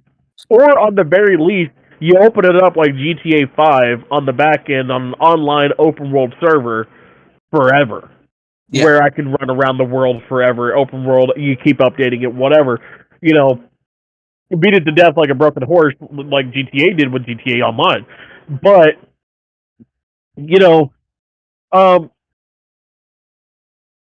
there's so few games that I go back to. There's so few games that I go back to. Sure. You know, Minecraft, everybody has their 2-week Minecraft phase once a year. You know, I'll pick up Minecraft here and there because it is fun to build shit, and then I also get the kick of I want to see something explode, and then I want to try to crash my gaming system because it's fun as fuck. Yeah. So let me go load up Minecraft. The GTA, they keep updating shit, and sometimes, I've paid so much into GTA, I'm gonna go back and play with the toys that I bought on GTA because they gave us some really fun vehicles. I don't get in the public sessions because fuck that shit. I'm not trying to get pissed off at stupid people doing stupid shit. I'm there to enjoy and downtime. Or he loads in with me and he gets stupid people doing stupid shit anyway. Yeah, but it's me and you doing stupid shit. So, sometimes to each other, sometimes to the environment. It just depends on what kind of day it is. But anyway, I go back to, I'll go back to Red Dead again on the online. Because there's so much in those two worlds on the online aspect that, yeah, they keep me going back to them. But, other than that, it's really been Lego games have been the ones that I have always gone back to because there's the free play, there's the extra unlocks, there's the other character unlocks, there's this. But eventually you get to a point on the Lego game where you've done it all, and then that's it. There's nothing left to do on the game. You don't touch it again. I've gotten that way with Lego Batman, Lego Batman 2. I'm about to get there with Beyond Gotham for Lego Batman 3, so I'm really looking forward to getting Legacy of the Dark Knight. And with what I've heard of Legacy of the Dark Knight, it's not it is a standard Lego game, but it's not your standard Lego game. It is a completely different version of Lego games that they're trying to get into. Yes, it is. Give me some Lego. Give me one of those Lego. I've gone back to the Spider-Man games. I'll go back to those because those are a lot of fun.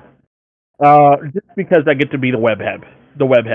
I love being the webhead. All right, look, I'll say it. He's not my favorite Marvel superhero, but he's right there. He's also only not my favorite because I had a cousin that passed away a few years ago. Took me to go see Iron Man 2 in theaters, and she was the first adult in my life that let me cuss around her. After we saw the movie, I said, that's badass.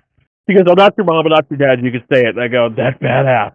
Iron Man was always my favorite for that reason. But, other than that, it's Spider-Man. The different suits that it gives you in the Spider-Man game, you can go through and replay the story mode in a different suit every fucking time. It's so fucking cool. But there's not many games that do that, and I enjoy those fucking games. I enjoy those games that give me the best bang for my buck. The Batman Arkham games do that really well, too. Yeah. Fuck Holland is the butterfly effect game. Call it gaming. Make it gaming in general. Make them this way because it makes them more fun. I understand, and don't get me wrong, I understand, okay, you put a game out, it does really well. Okay, let's put another one out because the company wants to continue making money. They don't want to do a one-and-done game. At the same time, let the game last a little bit. Let us live on that game for a little bit before you put your next one out. Yeah. I'm not saying, solve gaming forever. There's these games and that's it. Don't be Fortnite, though. Don't be Fortnite, which is trying to end gaming. I swear to God it is. Everything's in fucking Fortnite now. Yeah, it's great. But and that's, like I said, that's something that that 007 First Light has really, really done well. It's do you want to go through this? Do you want to do the talking way where you bluff your way through enemies? Do you want to just go balls to the wall and knock all their asses out in a big old fist fight? Knock yourself out. Or do you want to sneak around and use gadgets and tech to confuse and sneak your way around? How Bond do you want to be? Exactly. How James Bond do you want to be? And of course, he's going around. Daniel Craig? Do you want to be Roger Moore? You want to be Pierce Brosnan? You want to be Sean Connery? Which Bond is your favorite? Who are you going to be? Anybody but George Lazenby. No, for fuck's sake.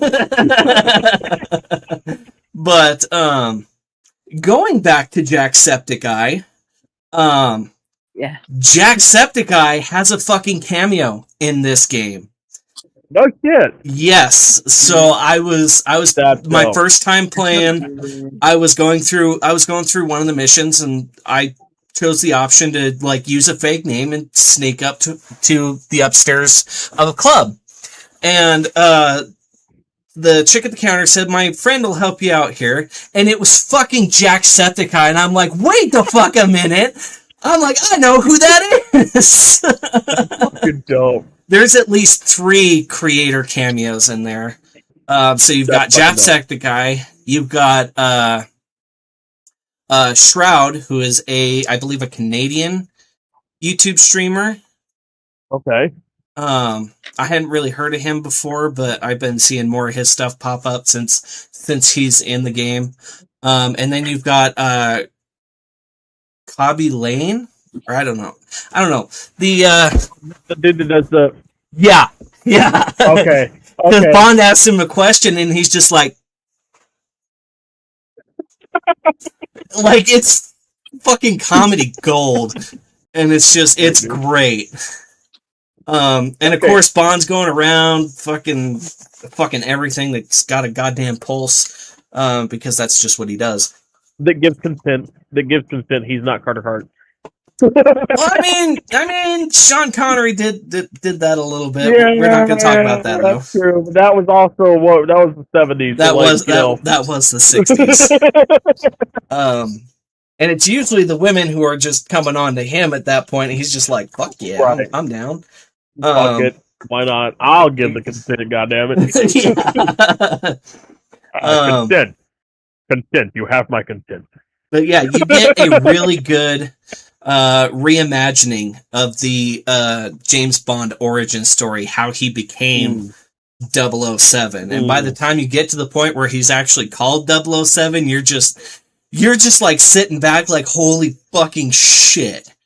Like, I think my favorite fun fact about James Bond, though, in all honesty, is for those of you that don't know, and if you don't know, well, you don't know, no, I'm not going to say that. I'm not going to say it used to be, if you don't know, where the fuck, have you been?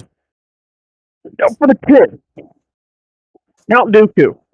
Okay? We're going to go back to Star Wars movies 2 and 3 here. Count Dooku was played by one of the greatest actors that's ever fucking lived. I love this little fun fact. Christopher fucking Lee. Christopher fucking Lee was a badass. Okay? Long before his acting career, was in military service. His cousin, E.L. Fleming. He did so much badass shit that his cousin decided, hey, I'm going to write your story. And he goes, I don't know about all that. I don't want to get in trouble with some of the people that I've crossed in my life. He goes, okay, what if I use your story to create a character? And he's like, all right, I'm cool with that. That sounds fun. E.L. Fleming puts out the first James Bond book ever, as Christopher Lee goes into acting to play Dracula. Dracula was his first big breakout role, and probably one of the most prolific Draculas at the time. Mm-hmm. Christopher Lee also, his Dracula, the reason the later Dracula movies he was in, he got less and less lines, is because he kept bitching at or kept berating the directors and writers. This is not Bram Stoker's Dracula. This is not the true story of Dracula. You're fucking it up. And so they're like, all right, fine. You want to be this way? You're contractually obligated.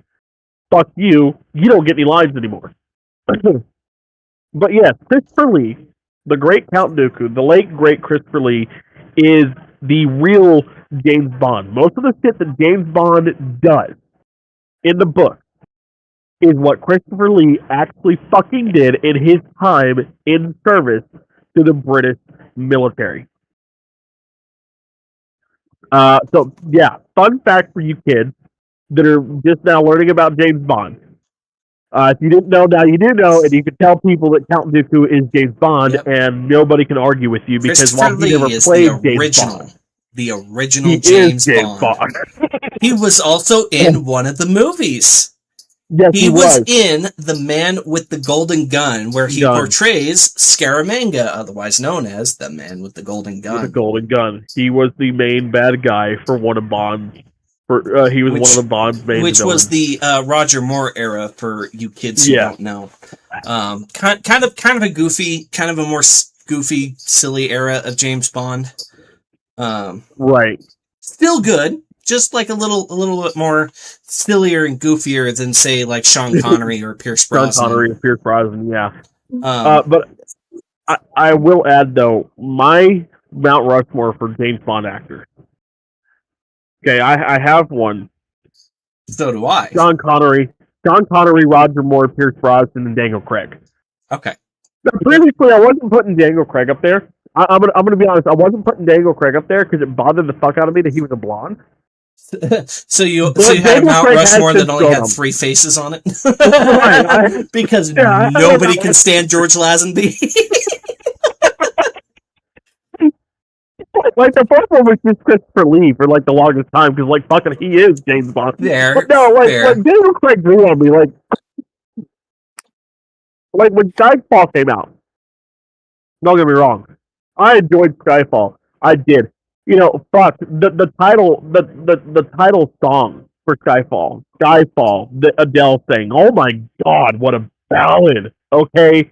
When Our Last Night did their version of Skyfall, holy shit, it got even better, you know? But I was like, why the fuck is he blonde? Like James Bond has always been, you know, dark hair. His Skyfall suit is one of my, like, favorite. Yeah. The Navy, like, tuxedo is one of my... Yeah. So good.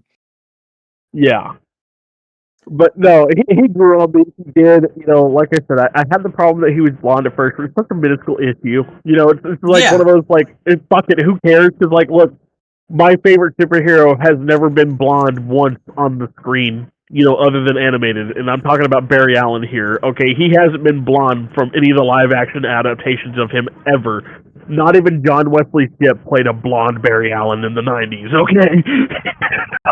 Like, I can get over a fucking hair color if the character's done beautifully, and goddamn, Daniel Craig really revitalized James Bond. I was about to say, and if you read the novels, like the original Ian Fleming novels, I think Bond does have lighter hair. Yeah.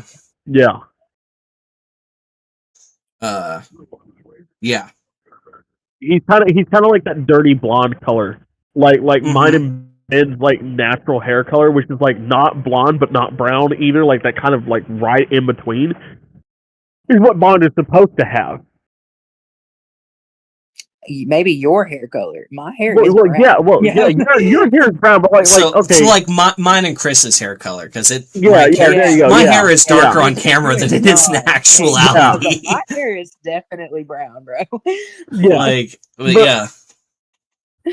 I mean, you've had lighter hair though. Like it's been lightened a few times, so you know there's that. Hair dye, bro. But yeah, no, like Chris and mine's hair color is more closely what resembles the actual character of James Bond, according to the book. But again, you know, like I said, I've been dying for James Bond to come back. You know, with the revival in 2012 with Daniel Craig, with Skyfall, Bond is one of those characters, like, you either enjoy the character of Bond or you know nothing about him. Mm-hmm. Like that's how it's always felt for me. Yeah. Like, people that watch the Bond movies, you like it. You at least like it.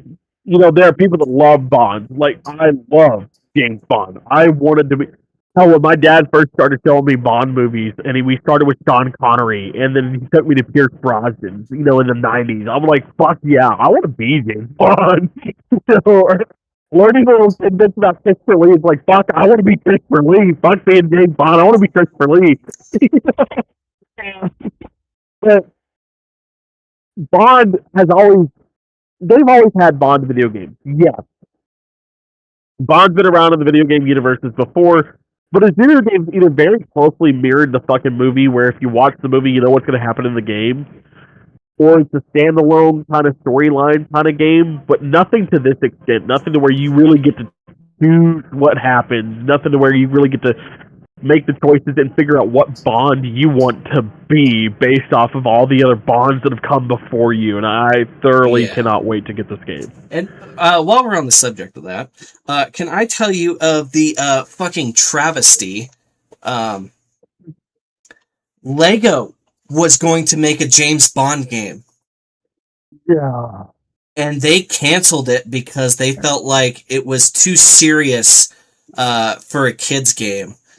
But if you go onto YouTube and you look up Lego James Bond, you'll see their test footage for their trailer, and it looks fan-fucking-tastic.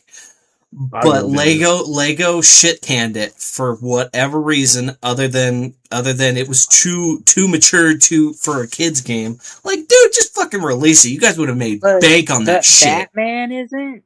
Right? Right! Like, Batman is the darkest of DC superheroes. I will admit, Lego Batman does take a few creative liberties as far as some of the... But they could have done that with the Bond one, too, if you think about it.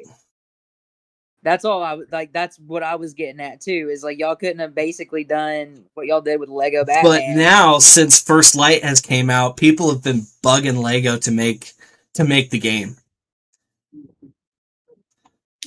We were robbed of this? Oh like, that God, looks great. great. That trailer starts with Daniel Craig and goes back to Roger Moore with the fucking Lotus. With the Lotus, yeah. Oh my God. Yeah, it was going to be great. Shot of Daniel Craig hopping over the fucking British flag parachute. Fucking Christ. Yeah, we were robbed of that. That's so good. But now that First Light has come out, people are bugging Lego again to, like, hey, you dipshits need to get on this fucking money train. Yeah. And hopefully not get shot off of it like Bond did, but that's beside the point. But no, and now that this game has come out, people are seriously, like, they want the guy who voiced James Bond in this game, they want him to be the next James Bond. Yeah, which I can I would love another Bond revival. Yeah, I can 100% agree with, because he does a fantastic job. Yeah, I mean, we had a Bond for every generation. I mean, hell, you had Sean Connery started in the 70s, then Roger Moore took over in the 80s, Pierce Brosnan in the 90s. We had a little bit of a break, but Daniel Craig came in the 2010s to give us Bond. Don't forget Timothy Dalton either. Timothy Dalton was pretty good.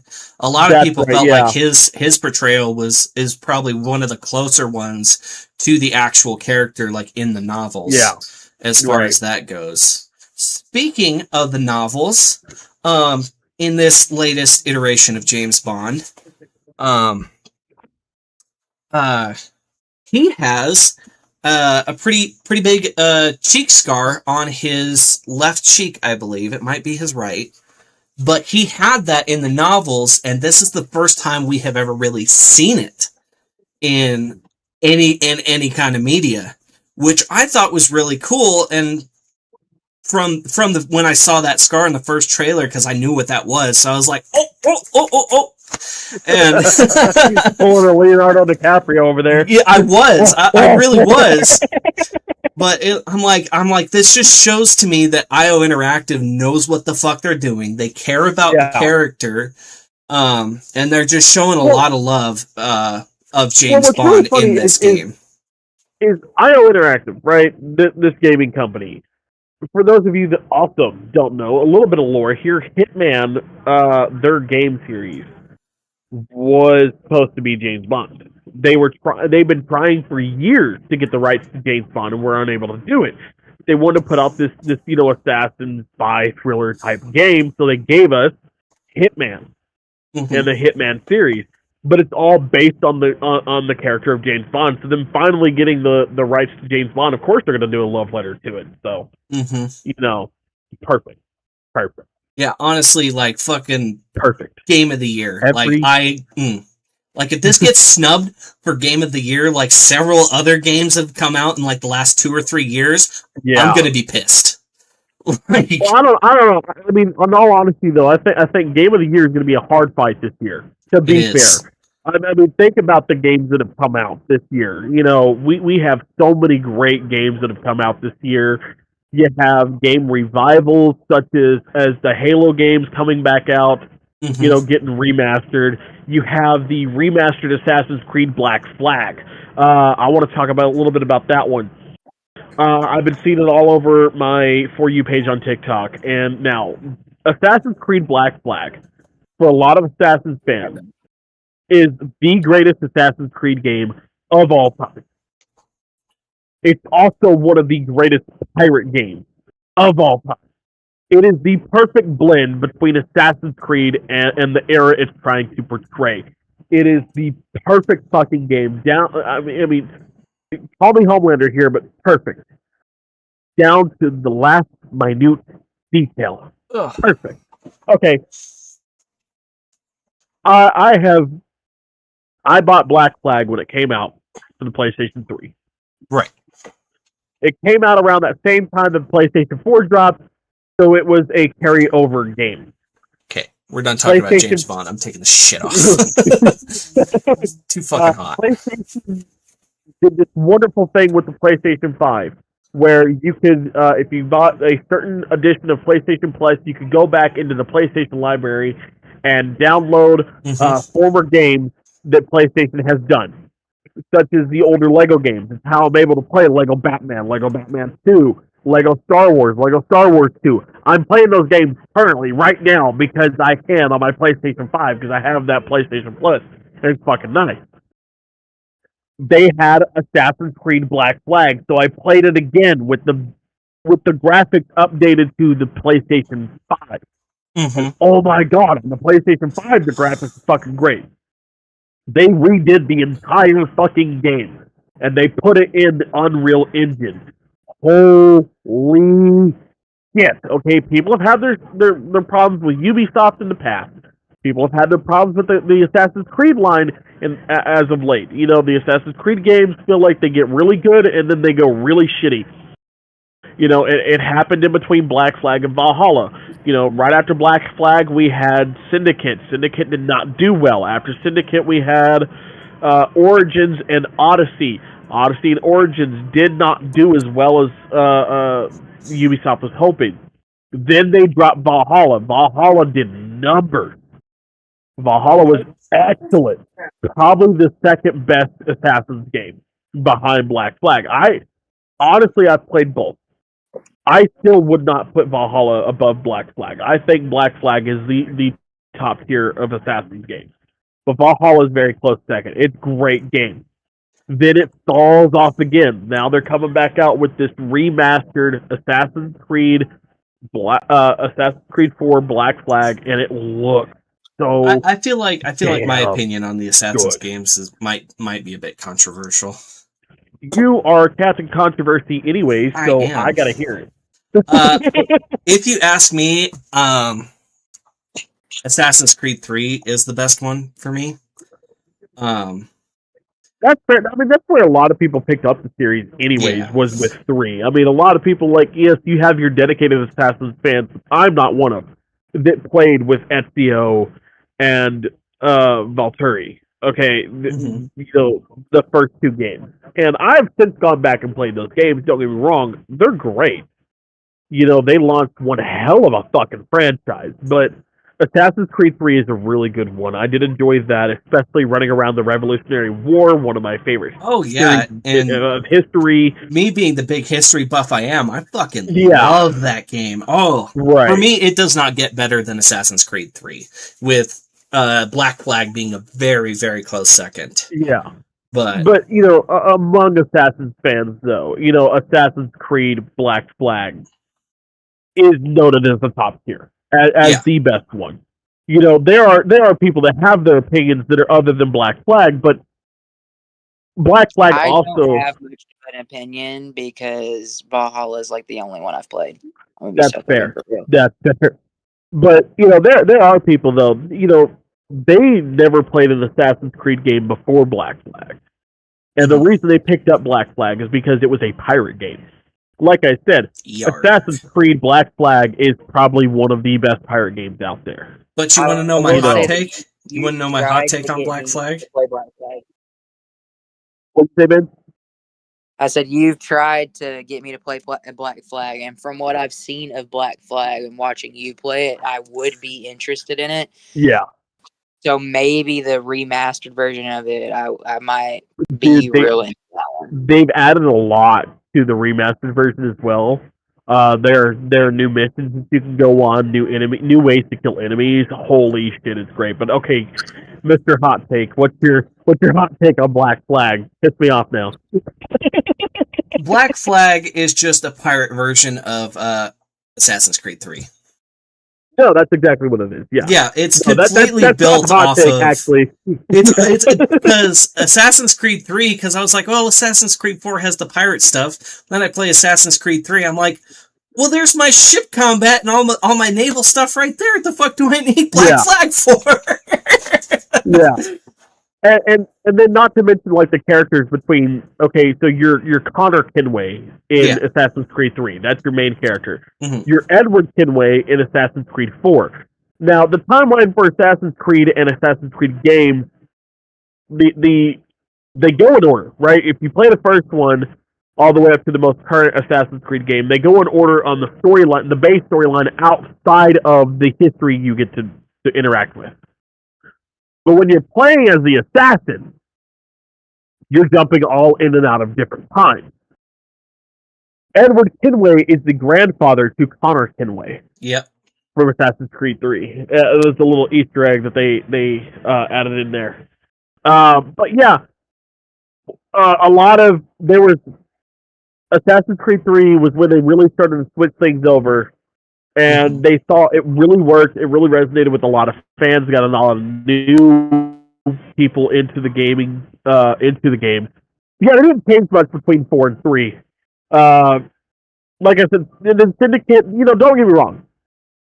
I know what Assassin's games didn't do well. I'm still a fan of them. I still have Syndicate. I will still play Syndicate from time to time. It's fun to go back to the Industrial Revolution of England, but it's not my favorite. I love Origins. I love Assassin's Creed Origins. You're running around ancient Greece. That's Odyssey. Origins is Egypt. That's Odyssey. Origins is Egypt. Again, Hannah loves Origins. I enjoy Origins. I love Odyssey. That's right. I love Odyssey because you get to run around. You get to run around ancient Greece. Get to wear, Spartan armor. And not the Halo Spartan, but true Spartan armor.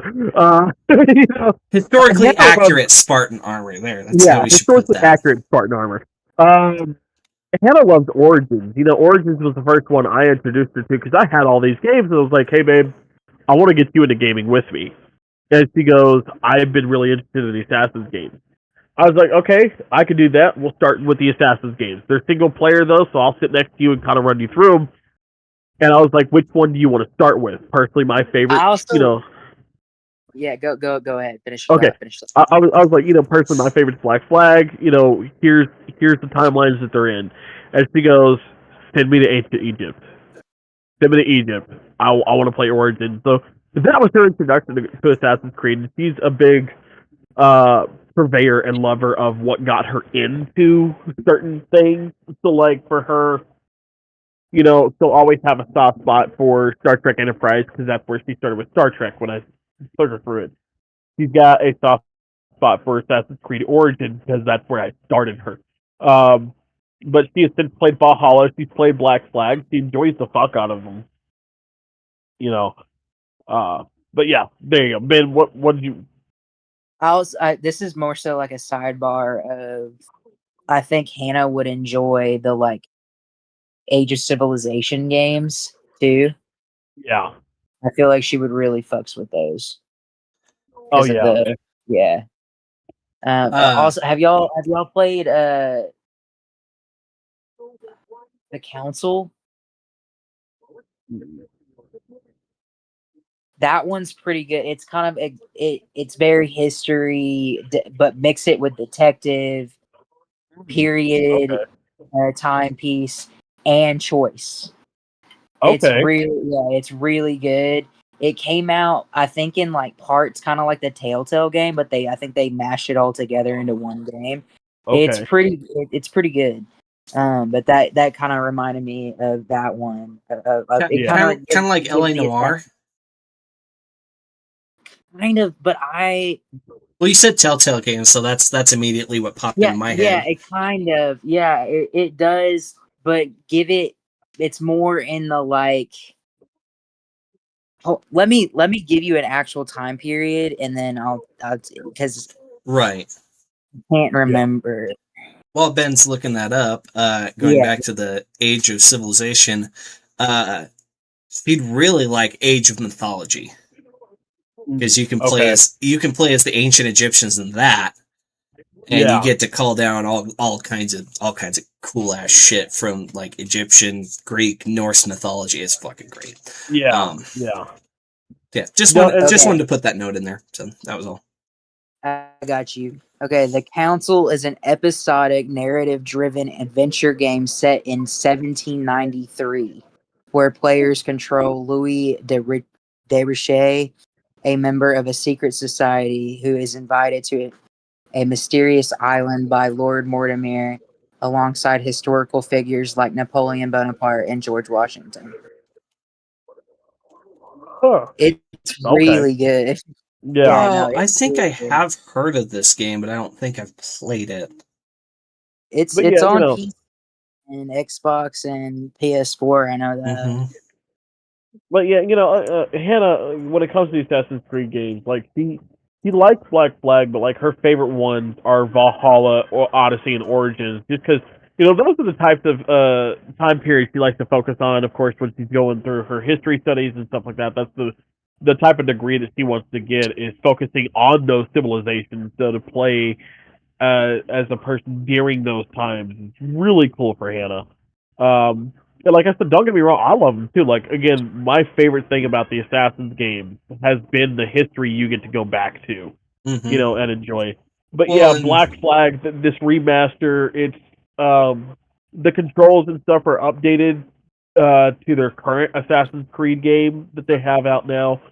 So it's not quite the same, but it's the same game. An entire new control scheme. Fuck.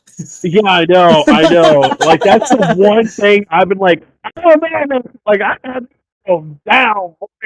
Like, you couldn't fuck with me. Like, my favorite thing to do in Black Flag was to go in the middle of the fucking fort. Like, after I completed the game, I would go in the middle of the fucking enemy fort and fuck them all up and take not a bit of damage.